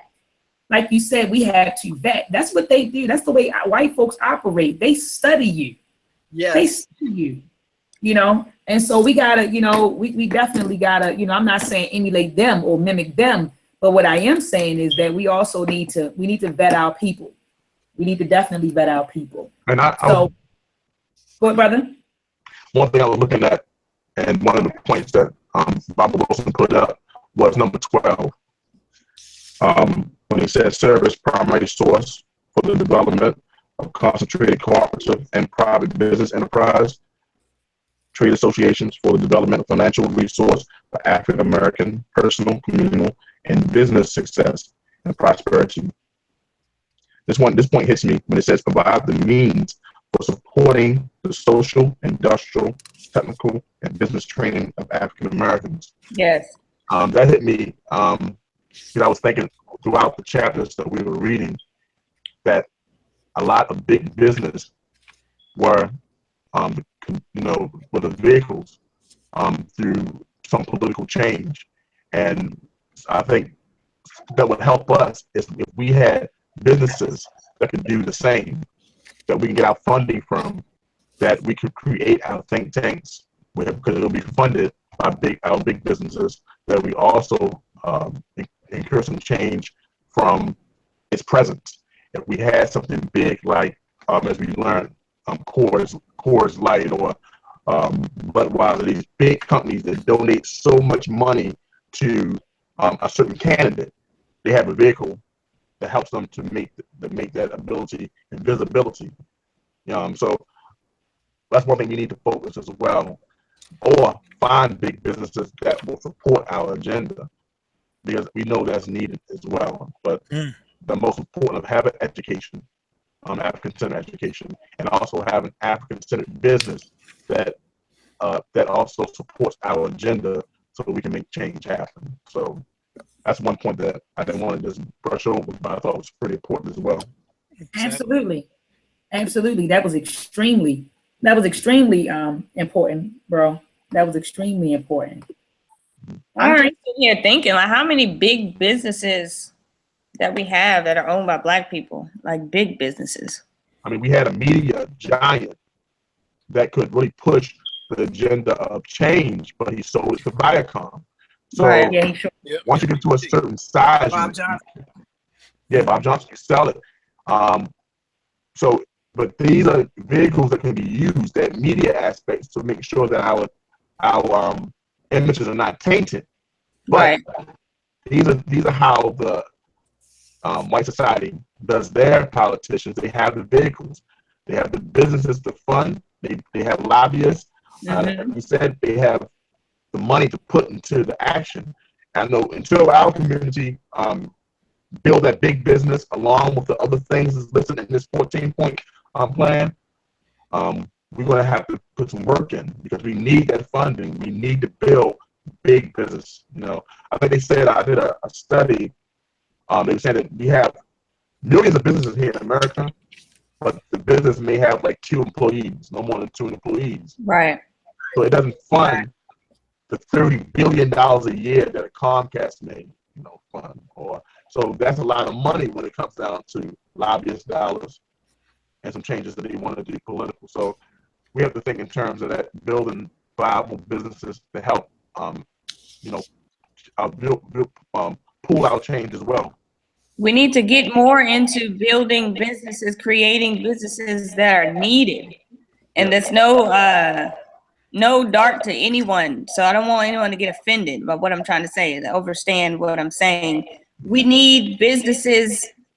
Okay, we have a lot of t-shirt businesses. We have a lot of necklaces businesses and jewelry, and we got a lot of makeup. We need actual businesses that are marketable. I think products that people really use on the daily, like more tissue companies, more, you know what I'm saying? More soap, dish detergent, wash towels, like the basic stuff that we use on the daily. Absolutely. These are the type of businesses that we really need to try to tap into, because these are products that people will always use. The reason why I think our businesses stay a little bit lower is because of the type of businesses that we're in. We're trying to get into a market to where it's so dominated, to where it's like, what is it that's going to separate your product aside from someone else's? Now, you might sell necklaces, and I might say, well, I can get something similar from Walmart for $2, but you might sell washcloths, and I don't care how much they cost, but I'm going to buy them from you because you're Black, and that's a product that I absolutely need. So that's what I think we should look more into, is the type of businesses that we're investing in. Perhaps we're not in the right lanes. That's a great point. Right, I would agree. In order for us to build resources, we have to have industry, and this could be the partnerships that we have in our continent, the great continent of Africa. Yes, because they have the land. Think about palm butter, palm oil, and all the benefits of palm oil. Palm oil is used and created heavily in rainforest areas, like Liberia, and places like say Ghana. So these are places that we could, have partnership, but we have to build the industry, and we have to, build it to a point that's beneficial. Like you said, I definitely agree that we need to get off the one tier and start creating businesses that we use on a regular, like, getting back to cotton. These are king industries that built this nation. Well, we have no stake in them, That's right. No stake whatsoever. And when we look at that, and we look at our situation, we got to think about what we use on a daily basis in our house. And then you ask yourself, do I have any stake, or do we have any stake as a people in these objects? Because that's where most of our wealth is going to, Right. You definitely got to look at it. Absolutely, bro. Absolutely. So before we close out, and we getting ready to close out, and the 14 people that are watching, I don't want you to say, oh, she can ready to close out. Let me just click the exit button. Let me get out of here. Listen to the last 5 minutes, man, because we're getting ready to give you some powerful information. Sister Alima, let them know where to find you, sis. Let them know where to go. 14 people. Why is 14 people? They put it, you know what? But this type of discussion is only for, I would say, the higher mind, Sister Alima, because this is deep. A lot of people don't want to know about this info. A lot of people are not ready for Blueprint for Black Power. No. I remember, and Sister Alima, get your screen and stuff together while I'm talking, but I remember when Sister Alima and I first went out there, we said, okay, how many people want to join this book club? We started a book club and we wanted to read, you know, Blueprint for Black Power. How many people read this text and to stay committed for 31 weeks, because we're doing one chapter per week, and if the chapters are lengthy, we'll dedicate two or more sessions to it. But we put it out there, and oh my goodness, we got a bunch of shares, bunch of likes. I mean, Sister Alima, I think I got up to about 150 likes on Facebook. Oh yeah, it was popping initially. It was popping. But the first day that we met, I believe that this panel came on, and it was about 5 people in the chat room. Black folks, we do a lot of this. We do a lot of this instead of doing. And I say all that to say that this book is deep, and people are scared of this book. It's an eye opener. I'm gonna be honest with you. It made me feel some type of way. I didn't realize how controlled I was until I actually read this book. How controlled my thoughts are, my interests, my tastes, my values, culture. How all of those things are conditioned. Right. You know, until I picked up this book, and then now I'm learning about the methods by which they condition us. And so it's definitely an eye opener, and everyone can't handle this type of information. So I get it. But go ahead, Sister Alima. Let me put you on the screen. Yes, family. This is Lily La Poete. You can come over to my blog, LilyLaPoeteSpeaks.com. As you can see here, you can learn a little bit about me. You can see what we're all about. Hit me up if you need to. You can go over to the marketplace and you can grab your copy of Blueprint for Black Power if you'd like. You can grab some Mel Track. You can grab Aaron Knows About Africa or Perceptions of a Misplaced African Volume 1.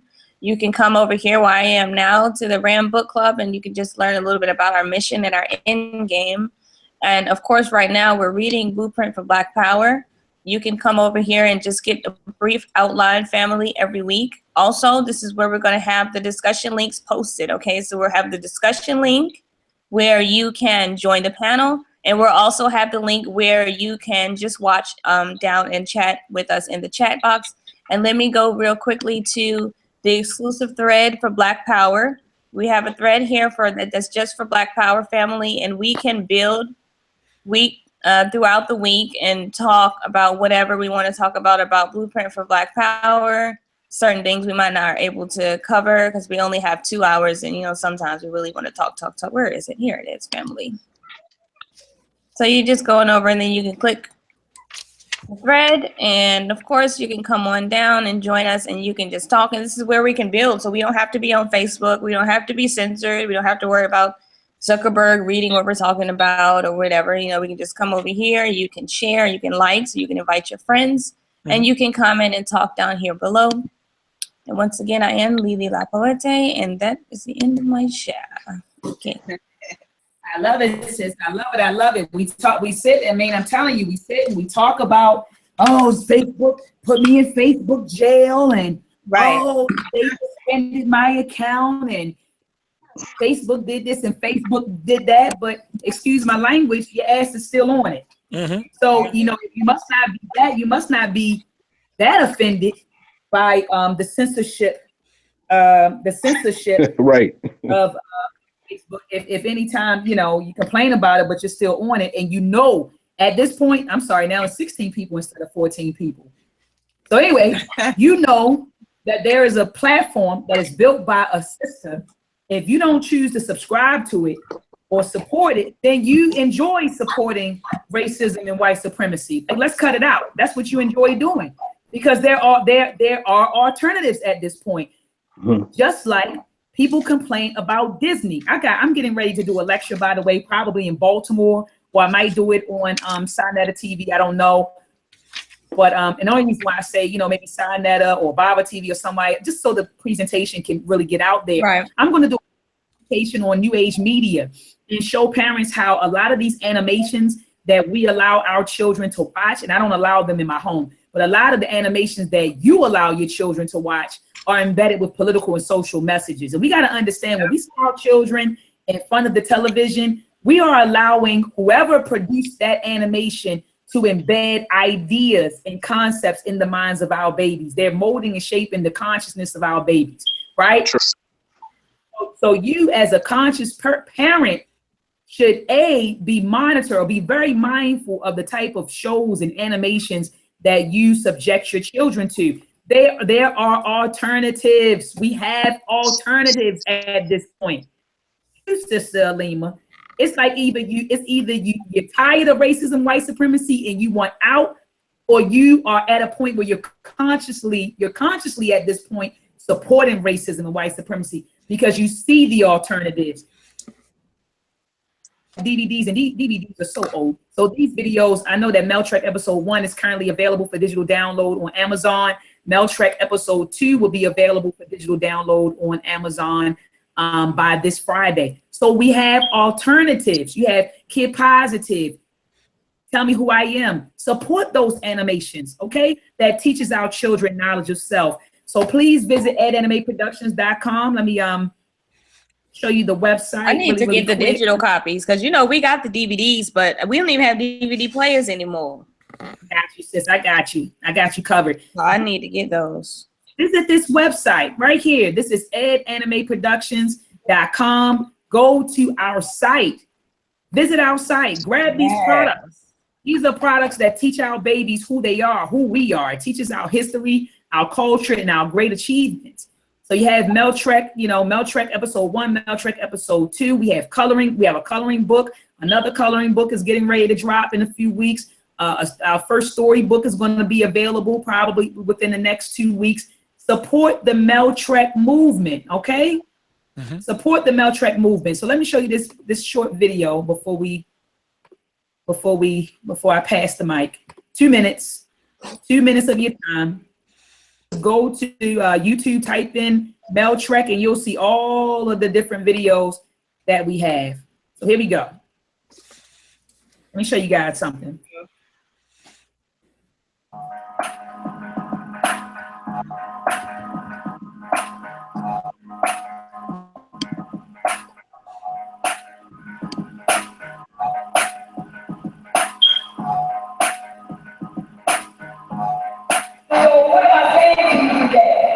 Saying that anything the mind can conceive, it can achieve. Can you please repeat after me? Anything the mind can conceive, achieve. So please pursue your dreams and know that you can do anything you put your mind to. You understand? The sky is the limit, all right? Do you understand? So if you want to be a doctor, you can be a doctor. If you wish to be an engineer, you will be an engineer. If you want to be a lawyer, architect, whatever you want to be in life, please know that you have the mind to do it, okay? So please look at me. I come from greatness. Now you have to say it like you mean. I come from greatness. So I can be great. Hotep, and the word Hotep means that means that has peace and power.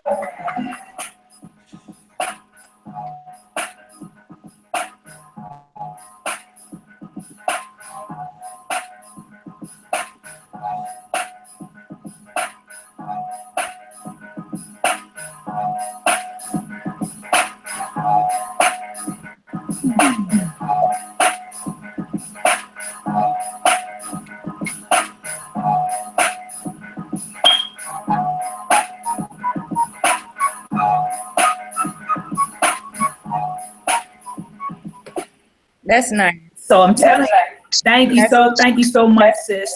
Thank you so much. And I mean, I'm telling you, I want to make this clear. Did you notice that school wasn't predominantly black? No, it wasn't. No, it wasn't. wasn't predominantly Black. It was actually predominantly Hispanic and white.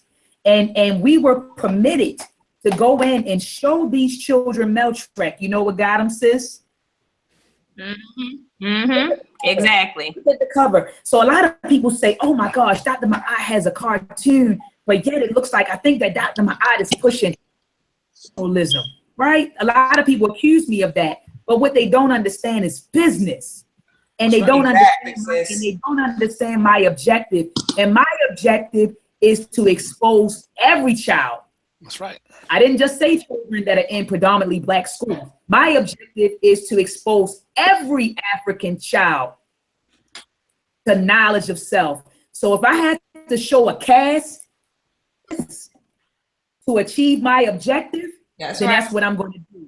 That's what I'm going to do. Guess what? Meltrek is in schools, in several schools that are multicultural, and Meltrek is also in several libraries. So now you can get Meltrek in libraries in Canada. I haven't gotten it in Baltimore yet, but you can get it in Canada right now. Okay, so I'm telling you, support the Meltrek movement. We have Meltrek episode 1, exploring ancient Africa. This particular film, it teaches children that the history of African people does not begin with slavery, but that it begins with humanity and civilization. So we take a group of kids back in time and they explore pre-diaspora Africa, and they learn that Black people were kings and queens, and that we developed flourishing and prosperous civilizations, and that we gave mathematics, science, architecture, morality, philosophy to the world. Check out Meltrek episode 2, exploring the pre-Columbian Americas. In this particular film, we're teaching children about the Aboriginal cultures of the Americas. We outright denounce that Christopher Columbus discovered the Americas. In fact, we say in the film that he invaded and annexed the land of the Aboriginals. I don't think, Sister Alima, that this type of content is in other animations. No, it's not. We're teaching our babies the truth about Christopher Columbus and teaching them the truth about the Native American people. And teach them damn white babies the truth. They need to know the goddamn truth too. Shit. Absolutely. Absolutely. Right. Yeah. Well, education is the first indoctrination of white supremacy. That's right. Yes. Say that shit. Absolutely. Absolutely. I might put that on Facebook tomorrow. The education is the first indoctrination, but that's a fact. And so we teach the babies about the Aboriginal cultures of the Americas. And we also teach them about the African presence in the Americas prior to Christopher Columbus. All of us did not come over on the slave ships, even though the majority of us, I do believe, did, but we all didn't come over on slave ships. There were some folks that were already here. And I do want to add this caveat. In this film, we are not claiming to be Aztecs and Incas. We talk about them, but we say that there was an African presence here among them. So we teach the children about Abu Bakr. We teach them about Alonso de Ilocos. We talk to them about the shipbuilding nuances in Africa. So for example, we talk about the Dafuna canoe. We teach the children about the papyrus ship that was found in the pyramid of Khufu. So go to Ed Anime Productions, grab Meltrek episode 1 and Meltrek episode 2. I gotta be honest with the family. These films cost my family $20,000 a piece to produce. This was not cheap. We cannot continue to produce films for you, for us, by us, if you don't support the movement. That's right. I'm telling you this, I'm dead serious. I'm going to produce another one. We're starting on Meltrek episode 3 right now, exploring the African diaspora, part 1 and 2. So it'll be 2 additional films coming. And if we don't start getting some momentum in this movement and people don't start supporting, you can forget me continuing to shell out my money to produce. I know, that's right. On supporting. So support the movement. We complain about Disney and we talk about the different things that they're showing our children. Well, support the alternatives. And I'm going to go ahead and I'm going to pass the mic. Hello, how is everyone? So glad to be here and have, get this knowledge. My name is Camille Gaynor Jones. I'm a musician, a drummer, and an educator, also a producer. I work with a lot of artists. I've toured the world. And the music is very important. The arts are very important to our mindset. As we can see, the music that we have out today is tacky and trashy, and that's for a reason. that all parents should try at least to get their children involved in the arts and music. It helps with your education, helps with your concentration, and analytical, as well as the term I'm looking for is critical thinking as well. Again, I said I'm an instructor, drum instructor, so I have this DVD. I don't know if y'all can see it. It's called The Adventures of dr.maat.mu. It's an instructional DVD. I break down a lot of different concepts of modern drumming, gospel, hip hop, R&B, fusion, jazz, all music that we created. And give a little historical text on certain things as well. And I have this CD out, A Girl from Queens. And some of the titles are You on Frequency? My Name is Not Nigger. On Being Educated. So, and Lord Swords. So just to, you know, kind of give a different point of view on music and what the great arts that we created that we don't even partake in hardly. You know, all the supporters of our great music happen to be European or Japanese. That's right. And the tacky, trashy stuff is the stuff that funneled into support. That's our African culture, which is not. Learning all our music, you know, and learning all our higher arts, trashy and tacky. That's right. You learn between the two. Have some of that stuff, but you can't think that that is all we're about. Yes. Thinking that is the highest level of our thought process and frequency building. Yes. You know? So yeah, music is very important. That's why they took it out of school. That's why they took the arts out of, you know, all the schools in the inner city. So if you're, you know, your parents not that hip or into instruments, or you know, you won't know about that, and you won't know what music is.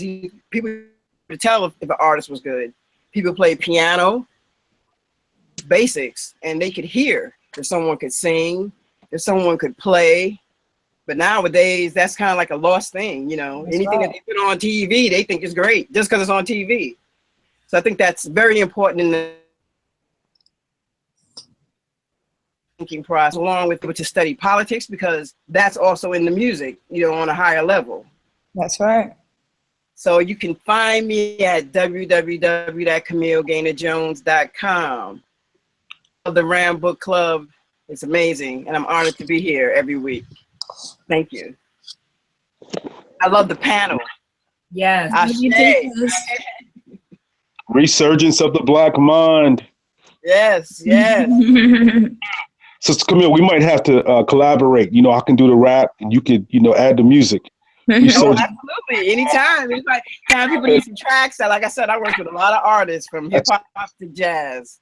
I need. But I still do. I'll hook you up. Okay, sis. Just holler. Shoot. And I did a couple of her tracks. Her tracks are power. Man, look. Jazz, woo! I was at my best there the more going in. Yes. Yeah, Brother Impu hit me up. He was like, I got Lord Swords on my page. Song is hot, yo. Yes, yes. Can you put your link inside the chat? Can you put your link? Can you put your link for the music in the group chat? Oh, sure, definitely. Yes, yes, yes. I need to check it out. I definitely need to check it out. Do the knowledge, Brother Impu, Travis. Brother Impu here.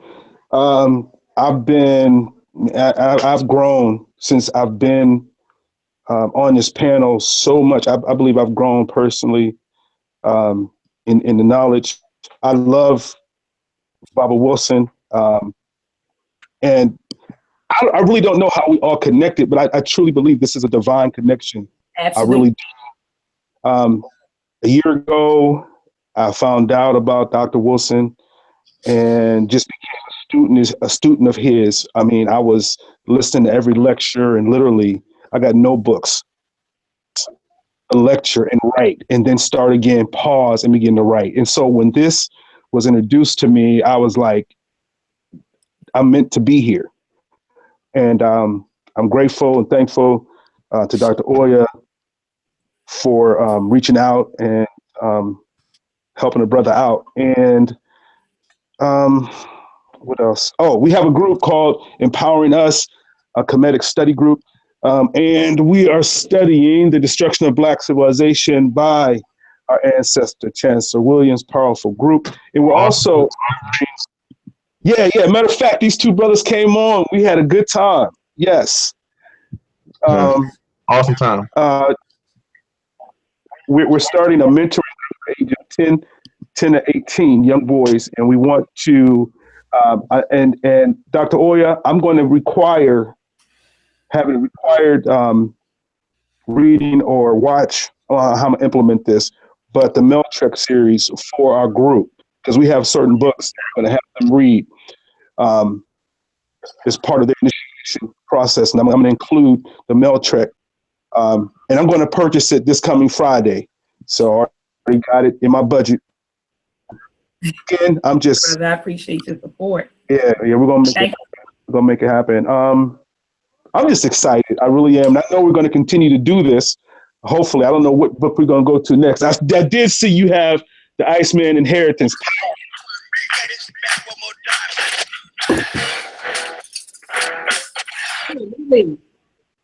That wasn't me. I'm sorry. Okay, no, I was about to start rapping. Yo, you know what I mean? Yo, the Ram Book Club is in the house. Okay, so anyway, so the Iceman Inheritance. I saw you got that, sis, and it's powerful, powerful, powerful work. I'm gonna drop. Says the intro. I didn't know that I didn't know that Dr. John Henry Clark did the intro to this. I had no idea. That's what drew me. Yes. Yeah. Oh, I do want to add one more thing before I pass the mic. I had hit you up on Messenger with, let's see, the developmental psychology of the Black child. That page 56. Okay, 50. Yeah, let me grab it real quick. Hold on. Let me grab it. I just wanted to say, because we've been going through some changes with our group as well. When you were talking about how people, they like to talk, but they don't want to get involved, and add or try to help bring purposeful change. They just want to talk behind the scenes. And we've been dealing with that here with our group as well. But he talks about the chronically frustrated nature of the Black life. A lot of us feel powerless. A lot of our people feel powerless. So that we just, one moment we're inspired, and the next moment we just drop everything because we feel like we have no real power to make change. And I think that's what's happening with, the lack of interest in our study group. I think the psychology is so deep, the insanity anyway, is so deep in the minds of our people that they really feel like, okay, man, she talking good, he talking good, but do we really have any power? So changed and I think the two brothers are witness to this, is that we try to bring also knowledge, but also a healing perspective to the minds of our people. Yes. That I think, but they need to be, that's why our group is called Empowered. They need to be empowered, so to speak. And I'm not talking about catering to foolishness or, petting nobody, but at the same time, letting them know who they are, remembering where they come from so that we can move forward. Peace and Black Power. Pass the mic. I got it right here, brother. Now, you were talking about page 55 or 56, right? Yes, it starts on page 56. The lower, it says the chronically frustrated. You see that part? It's highlighted in black. Which part, brother? You at the top, you at the bottom?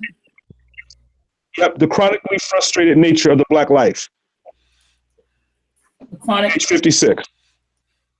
Yeah, on my page 56, so you have the older, I have the, okay. So that section begins for me on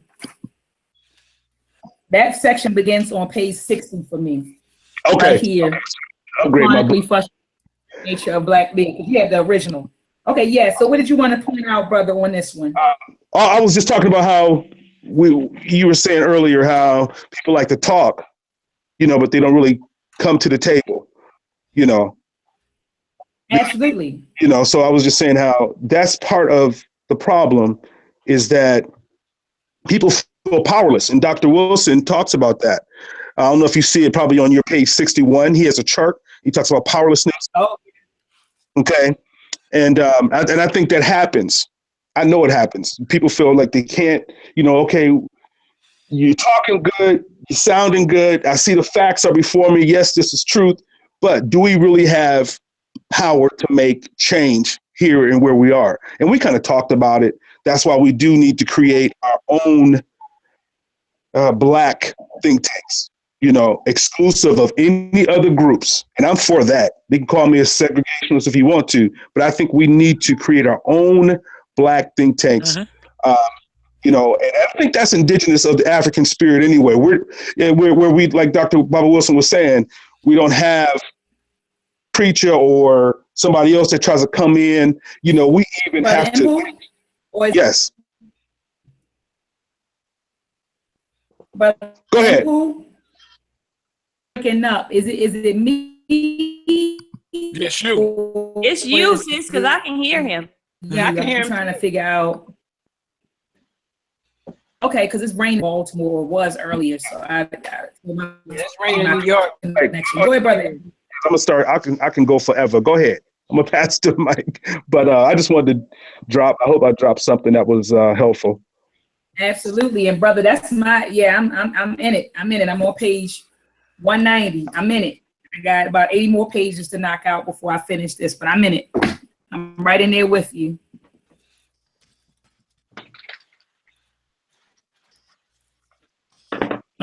Do the knowledge, brother Travis, brother Titty. Yeah. I'll be trying to limit my commentary. I've been trying to limit my commentary because I know that I could take the conversation somewhere else. There was some amazing points that was brought out today. Particularly, I appreciated that fire that was coming from my sister over here. Sister Lily wasn't playing no games, boy. That's the energy that'll change the world. You understand what I'm saying? That fire and that energy, and taking the opportunity to correct the record and let the proper ancestral record reflect. You see what I'm saying? Taking them strong stances. Read something real quick from one of my other favorite books, Blood in My Eye, on page 41. George Lester Jackson's book. He said, "The People's War is not polite or proper. It is impossible to limit the scope and range of violence to what the enemy will bear without reacting. Any idea or any activity that may do violence to their control will never be permitted. People's war is improvisation and more improvisation. It is organizing the masses around their realistic needs and moving them against whatever forces restrict their passage to power. I repeat, realistic day-to-day needs should be the basis of organizing people and making them conscious of revolution. That the world, the universe, must revolve, that it will stop, stagnate, and die for no man's privilege. If we accept revolution, we must accept all that it implies: repression, counterterrorism, days filled with work, nervous strain, prison, funerals." What book is that from, Do the Knowledge? That's Blood in My Eye, George Lester Jackson's book. His second book. His first book was George Jackson, the revolutionary? Right. So when we start looking at terms, especially terms like that we throw around, these colloquials that we just, I'm a revolutionary. You understand what I'm saying? It's telling you, if we accept revolution, we must accept all that it implies. So these are all of the things that come along with it. You see what I'm saying? So just like, Baba Amos Wilson defined what power is, what consciousness is, if you're conscious, all of these things are being laid out. So now we can have a spirit of discernment that we're using to see, okay, what disqualifies, what qualifies you, and what's a disqualifying factor. So we could look at, characteristics, traits, and patterns of behavior. You see what I'm saying? Are we using what is necessary? Are we using our breath, every breath that we have, for the goal that we want to obtain? You see what I'm saying? So if our goal is liberation for our people, if it's reformation for our families, if it's reconciliation of the African mind, you see what I'm saying? What are we prepared to give? You understand? But what are we prepared to do?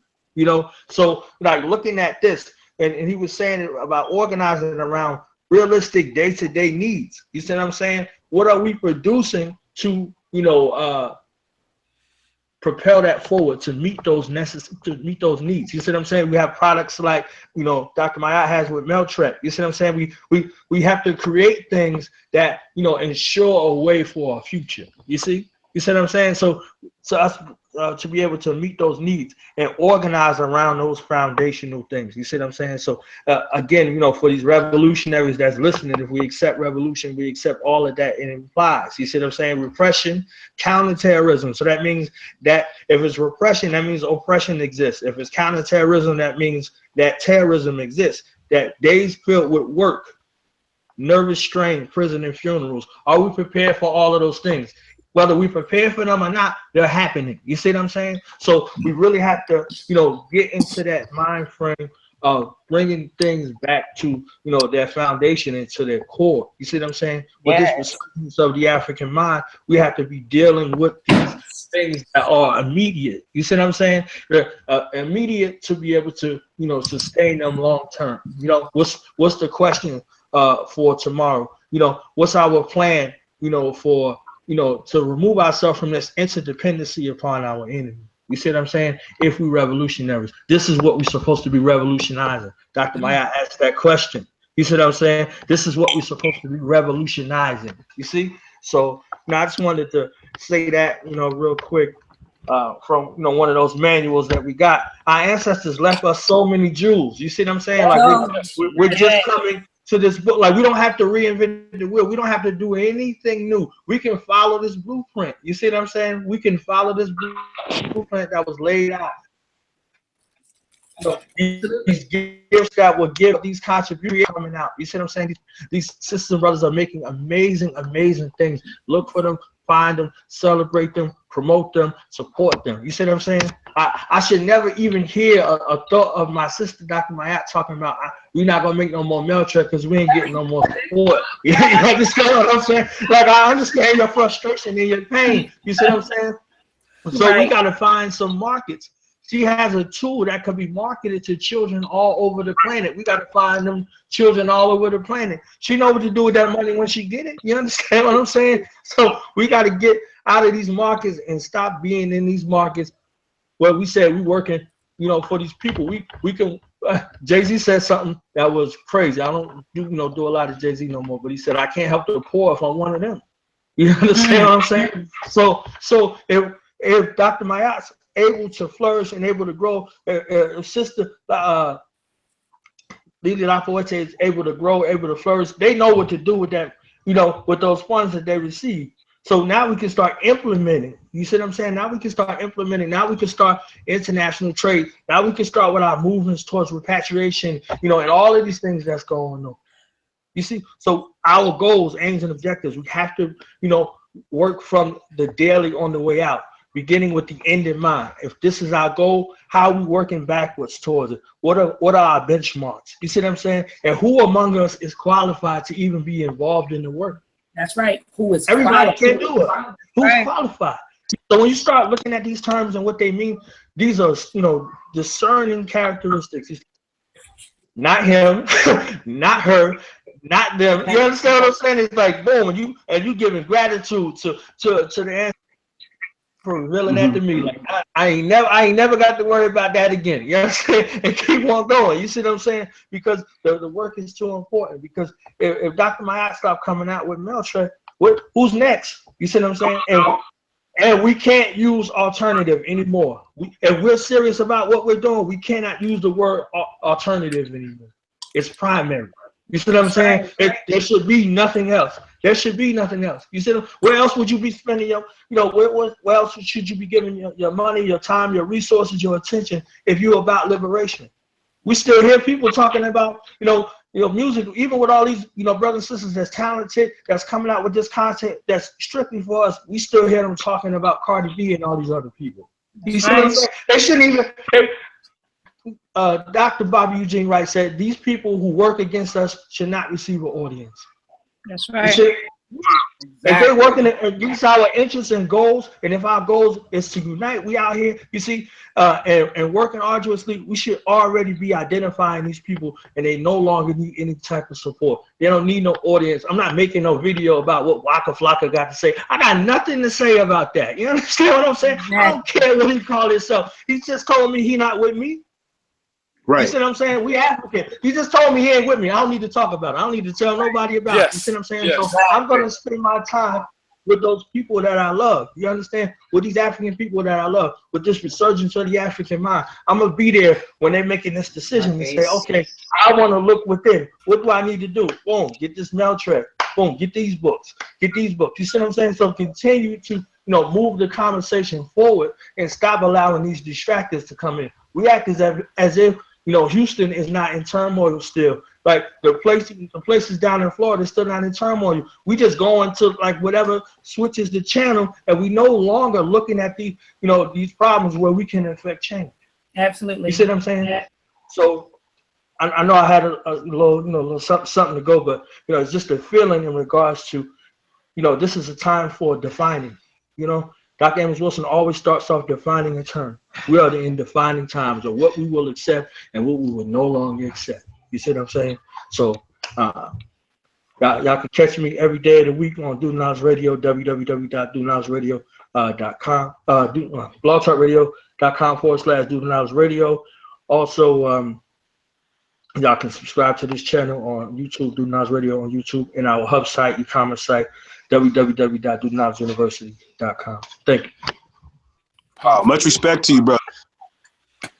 Absolutely. And I just wanted to add before we go on to Brother T and Brother Travis, I love the panel too. We have a good mixture of like different disciplines. You got Sister Camille with the music. You have Sister Alima with the poetry. You have me coming with African-centered education for the babies. Then you got Do the Knowledge Radio, Knowledge Born Allah, coming with the media. So we don't have to tune into 92Q or 93.9, 96.3. And these are the secular little, radio stations in Baltimore. But you can tune into Do the Knowledge Radio and get mentally and spiritually fed instead of being brainwashed, and fed. So we have a good mixture. You got Brother T in the community. Brother T, tell them what you do, bro. Tell them what you do in the community. My name is Johnson Tiwolo To. I love the RAM Book Club. I love this panel. I love your minds. I thank you for your input. Thank you for your platform. And I'm a firm believer that I should support every one of your efforts. So I know in my heart, my mind, and in my pockets, I will make a commitment to myself and my family that we're going to have each one of your products in our household. Number one. Number two, I'm going to listen to the radio broadcast. Number three, I will join Wednesday book clubs. I will have the poetry in my home. So, because I believe that we have to support each other. Absolutely. Right? And once we support each other, there's nothing wrong. It doesn't cost anything to share. So that's one thing I believe that we all should do. So in Baltimore, I'm part of the Black Professional Men of Baltimore, and what we do, we ensure the future for the African American male by making sure that we help contribute money to college funds. We have raised over $350,000 for that fund by giving out an event. We mentor. I'm also part of other organizations in Baltimore. But what I'm most proud of is these book clubs, the RAM Book Club. What I'm finding is that once you read information, it should transform you. Every Saturday, I meet out Lake Clifton High School here in Baltimore, at St. Louis Drive. and we're reading Nellie Fuller's book.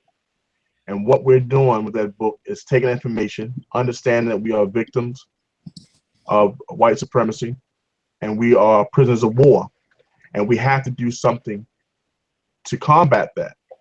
And we arming ourselves with information such as Blueprint, Black Power, myself, understanding that we have to know how to move, and then we have to create action.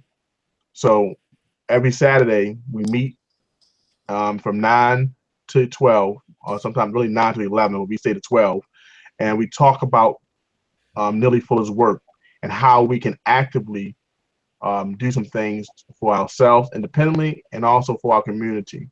So we're developing outlets that we can teach first aid and CPR. So everyone, not just in the community, knows how to do it. Everyone in your household knows how to do it.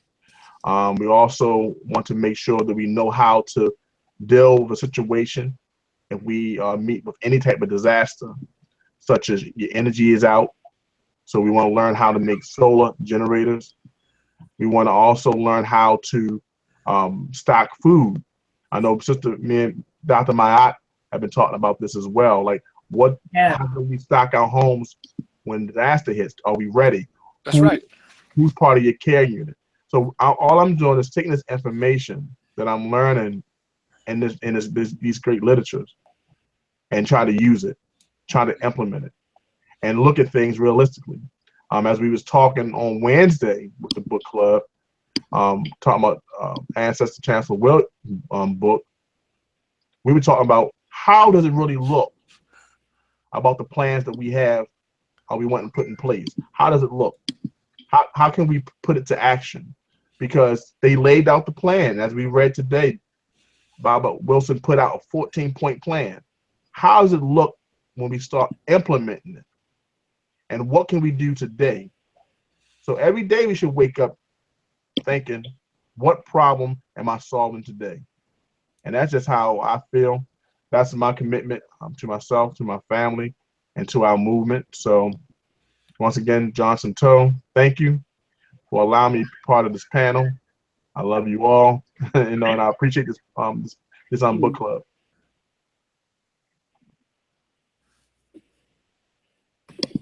Brother Travis. Peace, fam. I got something that's been on my mind. I just want to get the community here online. Brother Impu brought it up, and I just want to, and it was a good question because I was listening to Boyce Watkins last night. It's just something that just disturbed me. I just want to get a census of what is the opinion of the community here on Boyce Watkins? I mean, I got turned on to Dr. Boyce Watkins through my brother who's on the panel, Brother T. And I think that he brings forth great information regarding, I know that his thing, he's kind of like on the same kick as Dr. Claude Anderson, in terms of teaching Black people about economics and encouraging Black people to learn about finances and how to invest your money, how to save your money, how to grow your money. And I know that his whole campaign is predicated on financial literacy. That's what I do know about him. And I know that a few weeks ago, he went over to Paris and they kept him in they apprehended him when he got there over in customs. He held him there for about 8 or 9 hours. But, I don't have anything, negative to say or have any negative thoughts or feelings towards Dr. Boyce Watkins at all. I love his campaign regarding, teaching Black people about financial literacy. I don't have anything to say. I know that he talks about teaching adults financial literacy and even children about financial literacy. So I don't have anything negative to say about Dr. Boyce Watkins. I mean, I'm a fan of Dr. Boyce Watkins as well, of his work. He introduced me to a lot, business-wise, things about investing that I wouldn't have known. He has inspired me to do more research and practice due diligence by making sure I know what I need to do. I learned a lot from people on this panel that he introduced to the world. And one thing I think he needed to stress more of was the political aspect. As we see that Bobby Wilson talked about in this book, understanding the political procedure and process. He doesn't talk much about that in his platform, but he had participants in his platform that stressed about Black wealth and us understanding and dissecting it. And but I give him props on being bold enough and being unselfish and putting them on the platform so we can get that information as well. And even though that brother and sister is no longer on this platform, we got to thank Brother Boyce Watkins for putting them on there so we can at least get the knowledge from them. So I do appreciate Boyce Watkins and all that he does and the platform that he created. I think he has introduced investing to a lot more African American households. So what are your thoughts, Brother Travis? Because you put a filler out there. What are your thoughts, brother? Because I'm a member of Boyce Watkins. I am a member, and I do learn a lot from him. And I have implemented, especially with the Bitcoin aspect of it. I've got into quite a bit of Bitcoin, and it's working. You know, I got pretty I purchased low, and you know, made quite a bit of money off the Bitcoin. I made my money back. Yeah, I made my money back. I'm 100% profit. I'm 100% profit right now. But he says something about the Black college. I hear him say that quite a bit on some things that on the Black college that they kind of rubbed me wrong. He was saying how that he pushes more that you're going to get more out of education, far as going to these white institutions. Like he says, we got an elite group here from Stanford, from Columbia, and these various institutions. I wanted to, he said something about how the Black schools are too conservative in their approach pertaining to business. He thinks, and that he was pushing more that you going to get a better education, at these white institutions. That was the flux of the type of vibe, that I got, from that. And I went to school at white institutions, and I don't agree with that. I'm a graduate from in architecture and also in IT from white institutions. And some of the things that he was saying regarding the Black college, you got to remind him of that no Black leader has ever came out of a white institution. You look at whether you disagree with Jesse Jackson or not, he's out of a Black institution. Dr. King is out of a Black institution. Minister Farrakhan under the Messenger, the Honorable Elijah Muhammad. Malcolm under the Messenger and the Honorable Elijah Muhammad. And also his father was a Garveyite who, taught him early. That, I think that, the Black college, it might not have maybe his investing skills that he might be dealing with, but you got to remind you of that it's the Black institutions and those who struggle to maintain these Black institutions where some great minds have came out of these institutions. So that's what kind of rubbed me wrong. It was kind of he was kind of not, I don't think intentionally putting the Black college under the rug. I don't think that that's what he was doing, but he was kind of pushing, I think, that these white institutions is where you're going to get an elite education. And that's historically has never been so, because they've never produced a serious leader out of these institutions. And I'm graduated, like I said, from a white institution. But if he was talking about a business, I'm thinking about Black business.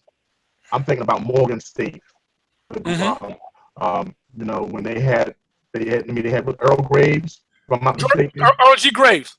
Yes. So when I talk about black business, I think about that university because it pushed it. Now, if you think about the Black business worldwide, what other university do you come to mind? Morehouse, I'm thinking of. That's more medical. Yeah, medical, but they business as well. Finance, Morehouse. Got a strong finance. Got a strong finance program. I think Morgan was known for business and engineering. Yes, those were our top school. Those are our top schools. So I think about, and also that alumni came out and did very well business wise, and I think they're the #1 Black university in the world that produced the most black engineers and businessmen. If I'm not mistaken, Dr. Matt, correct me if I'm wrong. No, you're 100% correct, bro. So when I think about the number, it's like when we talk about business, our business we may have more businesses that create impact, not just in our communities, but outside. We have to look at, okay, where's it coming from? Right. Who's instructed? And I think about the spook who sat by the door. And we got to go to that university in his mindset. Not saying I'm defending what he said, and get the information and come back out and build our universities. And he does that. And he does that. Right. And he does that. And he does that. That's why I maintain as a member. It was just something that he was saying, you know, that again, I'm a member, you know, and I've benefited from his instructions just like you have. But it kind of, you know, it left a bad taste after that lecture. How it was. I think that he needs to what the Black College has been to Black people. Yeah. You know, is much more than that. You know, that's where I'm coming from. But the same thing I felt about when he talked about politics. I think that we need to implement politics in our agenda. He don't believe in that. I'm just saying that I believe that Yvette and Antonio Moore had a point. Yes. Of understanding this. So that's why when I read it in Blueprint and Black Power, Barbara Wilson understood that concept. So out of Morehouse. Don't discredit it. Bring it to the conversation so we can talk about it intellectually. You know what I'm saying? So that's why I love this book, because what I'm saying so far, because he's showing you the importance of it as well. Don't just brush it under the rug. You just don't understand how it works. And when we understand how it works, then we better be able to use it. Absolutely. If you don't understand politics, then whatever money you make, you know, whatever success you have, you help to maintain white supremacy, as opposed to you can go to that school, but if you don't have understanding of politics or Black politics, you know, furthering white supremacy, as opposed to coming back and helping your own people. And I like the investing, but you know, I like investing and I have benefited from it, but we still need something. I'm just thinking more as, because I'm individually investing and becoming profitable. But I think that with Dr. Amos Wilson's program of, you know, a collective program of us taking our resources and building things, I don't see that platform, and that doesn't necessarily have to be his platform. It's for those who are conscious to do that. But you know, I would like to emphasize maybe having a project with those who are investing, that we may you know, get something going. You know what I mean? For our collective, because everybody is still on that individual prosperity agenda. I'm getting mine. You see what I'm saying? That doesn't really benefit, you know, me making 100% profit or somebody else making 100% profit. That doesn't benefit us collectively. It doesn't do anything. It has to be collective. If it's not collective, it's not going to work. Yeah. I mean, just think about it. You know, individually, yeah, we doing fine, but that's that same mentality. Right. All I got mine, you get yours. I mean, that's right. It's to get mine's agenda, really. Right. You'll never work. Right. We'll never have it. You'll never have it if we don't get that right. That's why I said it's our job to support everybody on this panel and to share it. And because it's the platform that the sister, Dr. Maat, creates, and Lily and everyone here, like the media, if we don't pull behind it, like I said, I say it in a joke when I talk to my family members. I said we should tie to these organizations, because I need Dr. Maat's vision to be in every school until she is implementing that knowledge. I need, if you instructed on drums, everyone should know your concept like we know everyone else's. So we have to share it, we have to support it. And so everyone can prosper, and everyone can learn from the information that you have forth, because everyone's putting forth great information. It's not, this information that's being put out is not just for yourself. And you can show that because you put products out for everyone else to learn. You know, and that's important. But when it comes down to investing, one thing I like about the cryptocurrency, they have one that's going to be in Africa. It's called BitPeso. I'll look out for that. Yeah, I thought Bitcoin too was a big currency that they use over in Africa as well. Yes. Well, BitPeso is a vehicle that they are targeting certain countries on the continent, and they are allowing them to do peer-to-peer business building.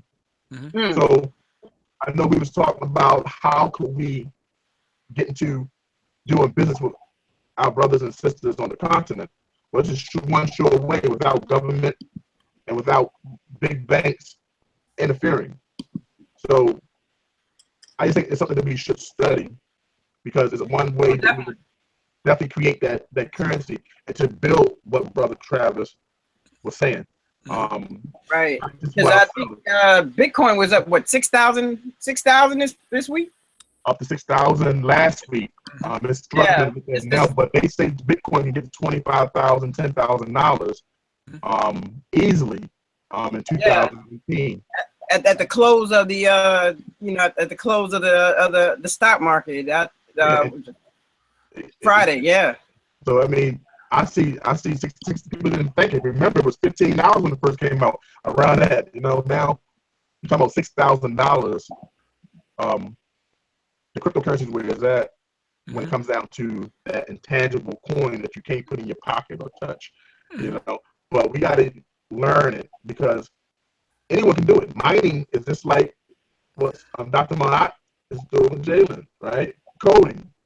I mean, it's not actual coding, but it's computers, and we can learn that mining, and we can generate those coins as well.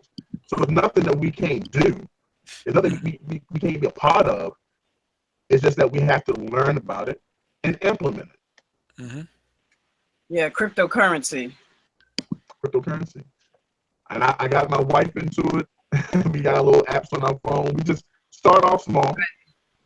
Get $20, $100 here. Hey. Emporium. Brother Willis? No, I haven't met, no. Okay. Well, see, you in the stocks, I'm gonna send you a link. Yeah, so you can check out it's called the stock trap, and it's largely African Americans, but everybody's a trader in there. Okay. And I learned from him, from African Empowerment. Actually, I listened to him one time on the Dagger Squad. Okay. Presentation, and talked, and I took a few lessons from him as far as day trading, penny stocks. Yeah, you make money. I mean, I know people that make anywhere from $300, $500 a day. That's the low end, but yes. I mean, once you get over the learning curve, because you got to, it's a lot of reading, and there's a lot of videos you got to watch to get the things like that, and not to lose your money. Yeah. I'm still learning. I'm still learning, but I think that we can implement that as well, and see a way it can benefit us in our plans. Yeah, that's what I like Dr. Boyce about. I mean, because everybody doesn't have everything in totality. Right. We all get what like you said, we can from pieces.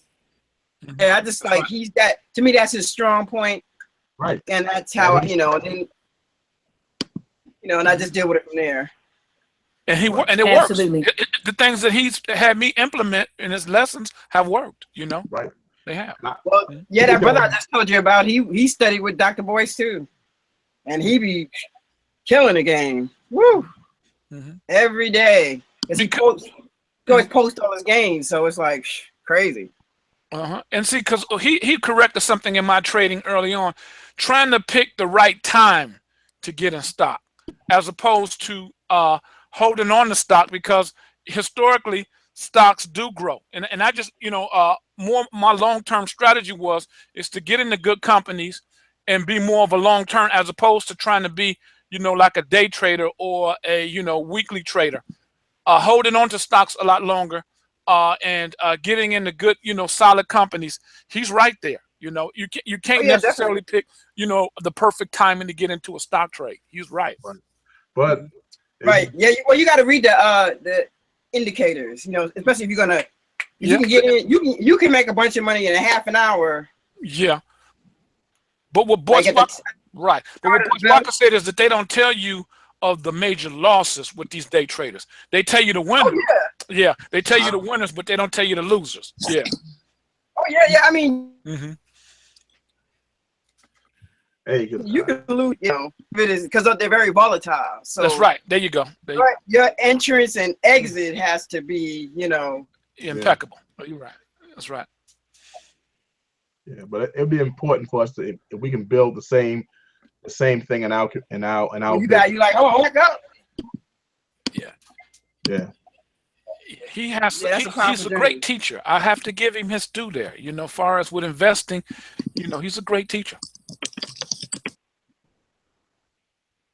Yeah, that's, you know, we gotta, you know, eat the meat, spit out the bones. That's what eat the veggies. That's what eat the veggies and leave the meat. There you go. That's what it is. That's what it is. Yeah, you're exactly right, sister. All right, Brother Travis. So tell the people where they can find you. We almost did a 3-hour hangout. Well, you can contact me at Shimsu Netcha. That's my Facebook page. I'm here in Detroit. Study with a lot of the study groups who get into the Kemetic science. I love African history. I'm again an IT professional here in Detroit. I also do a lot of when getting heavy into Bitcoin trading, but still I'm a Facebook seller online. I build websites and love this group here. This group has opened me up to a lot of information here, and I do have to do a lot of reading. That Michael Bradley book, I just ordered it, Sister Dr. Maat. I just ordered it, put that bad boy in Amazon, and looking forward to reading it. You on page 60, Dr. Maat? What? Which one? Iceman Inheritance. Oh, no, I haven't started that yet. I just ordered it. Just ordered it on Amazon. Yeah, that's a powerful one. Yeah, I just ordered it, and I also just subscribed to Lili La Poete Speaks. Says successfully updated your subscription. I'm sorry. I got it. Go ahead and get signed up. Do the knowledge.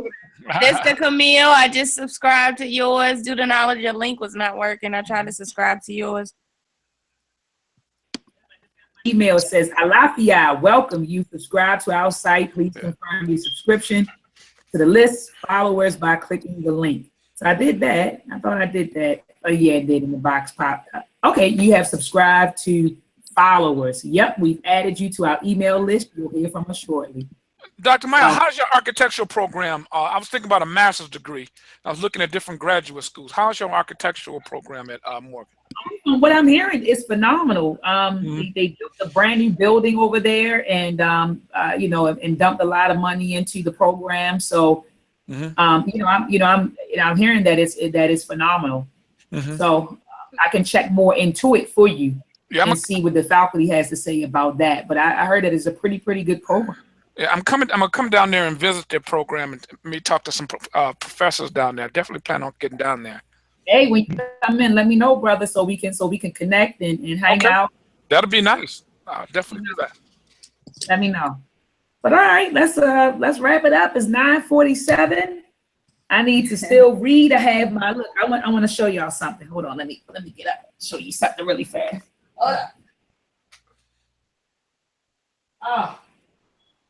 I had 30 pages of this and 38 pages of this that I have to read and teach. So I'm gonna be up. Oh my God.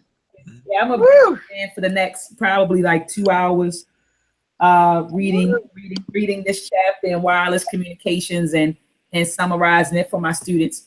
So that's why I'm like, we gotta wrap it up. Is that Cisco? What you doing, Cisco? No, this is wireless communications. We're in a chapter right now where I'm teaching children. I gotta keep that. These are like grad students, but I'm teaching them about different propagation mechanisms. So we know that like when you transmit a signal, there are different things that can happen between the transmitter and the receiver, right? So you have different propagation mechanisms like refraction, reflection, and scattering. And so what happens to the signal when you're trying to transmit it from A to B? So you have large scale fading and small scale fading. So right now I'm teaching them about small scale fading effects. And I actually just had them do a beautiful project. I had them go to a government website and download a terrain profile. And I gave them 2 points to calculate the path loss between the transmitter and the receiver, like giving them real world experience. So when they leave me, they'll be able to, if they work in wireless communications, they'll be able to utilize computer software to determine like the power received or the power lost between, when you transmit a signal from A to B. So I gave them 2 points, made them upload like a terrain profile, and then had them use a software to calculate like the path loss. So I gave them the different parameters like antenna height, gain, and what else? The type of environment, like continental environment, and said, okay, with these parameters, what would the path loss, or i.e., what would the power received be if the signal was transmitted from the School of Engineering to my grandmother's house, which used to be in East Baltimore. So that's what we're doing in wireless communications right now. So I have like 30 some odd pages to read and then summarize, and that'll be it. But I don't want to take up any more time from people and from get into this lecture that I have coming up on Tuesday. So please support family. Join us next week. We'll be discussing chapter 11 in Blueprint for Black Power, and I think that this chapter is going to be extremely powerful. The title of the chapter is Ideology and the Legitimization of Dominance.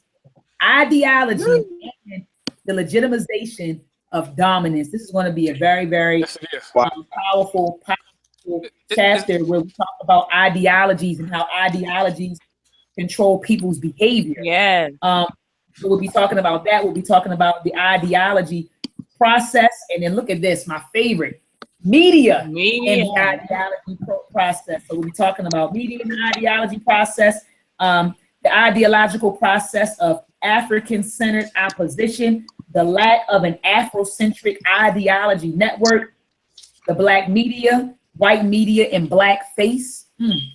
Bob is going to go in.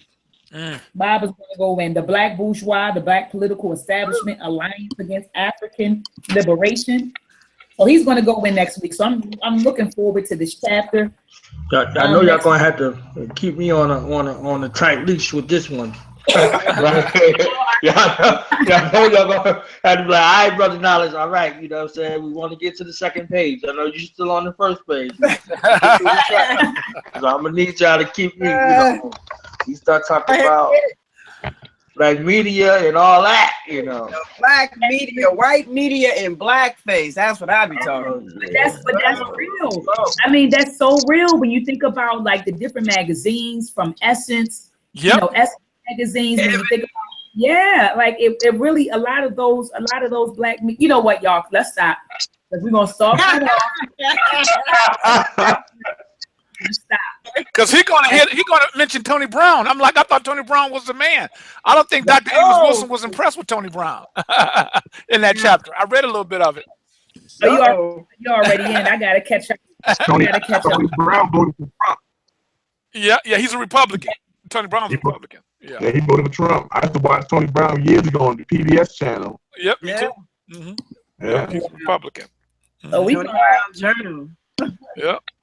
Wow. So, okay. All right. Well, family, join us back next week. We'll be here next Sunday, 7 p.m. Eastern Standard Time to discuss chapter 11 of Blueprint for Black Power. If you do not have the book, please visit Lele or LeleLaPoeteSpeaks.com to purchase your copy. We have about 6 or 7 autographed copies left. And once they're gone, they're gone. I'm not ordering anymore. So once these autographed copies are gone, that's it. All right. And then I'm going to talk to Brother Sababu on the show once we finish Blueprint for Black Power and chop it up with him. See if he'll come on. Yeah. To talk about the book. And I know that he assisted Dr. Amos Wilson with the research. And he also was responsible for the editing and publishing A Blueprint for Black Power, because as many of you already know, this book was published posthumously. It was published in 1998, and Dr. Amos Wilson transitioned in 1995. And so I do want to get the elder on and speak with him about his thoughts on Blueprint for Black Power and share, I just wanted to be a nice, decent exchange. We talked to him about our thoughts. He shared his thoughts and what it took to create this wonderful manuscript and what went into it. And some of the things that we can draw upon now in 2016 in order to liberate ourselves. So anyway, I love you all. Have a productive and powerful week. All right? Yes. Peace to Black Power. Peace. Ashe.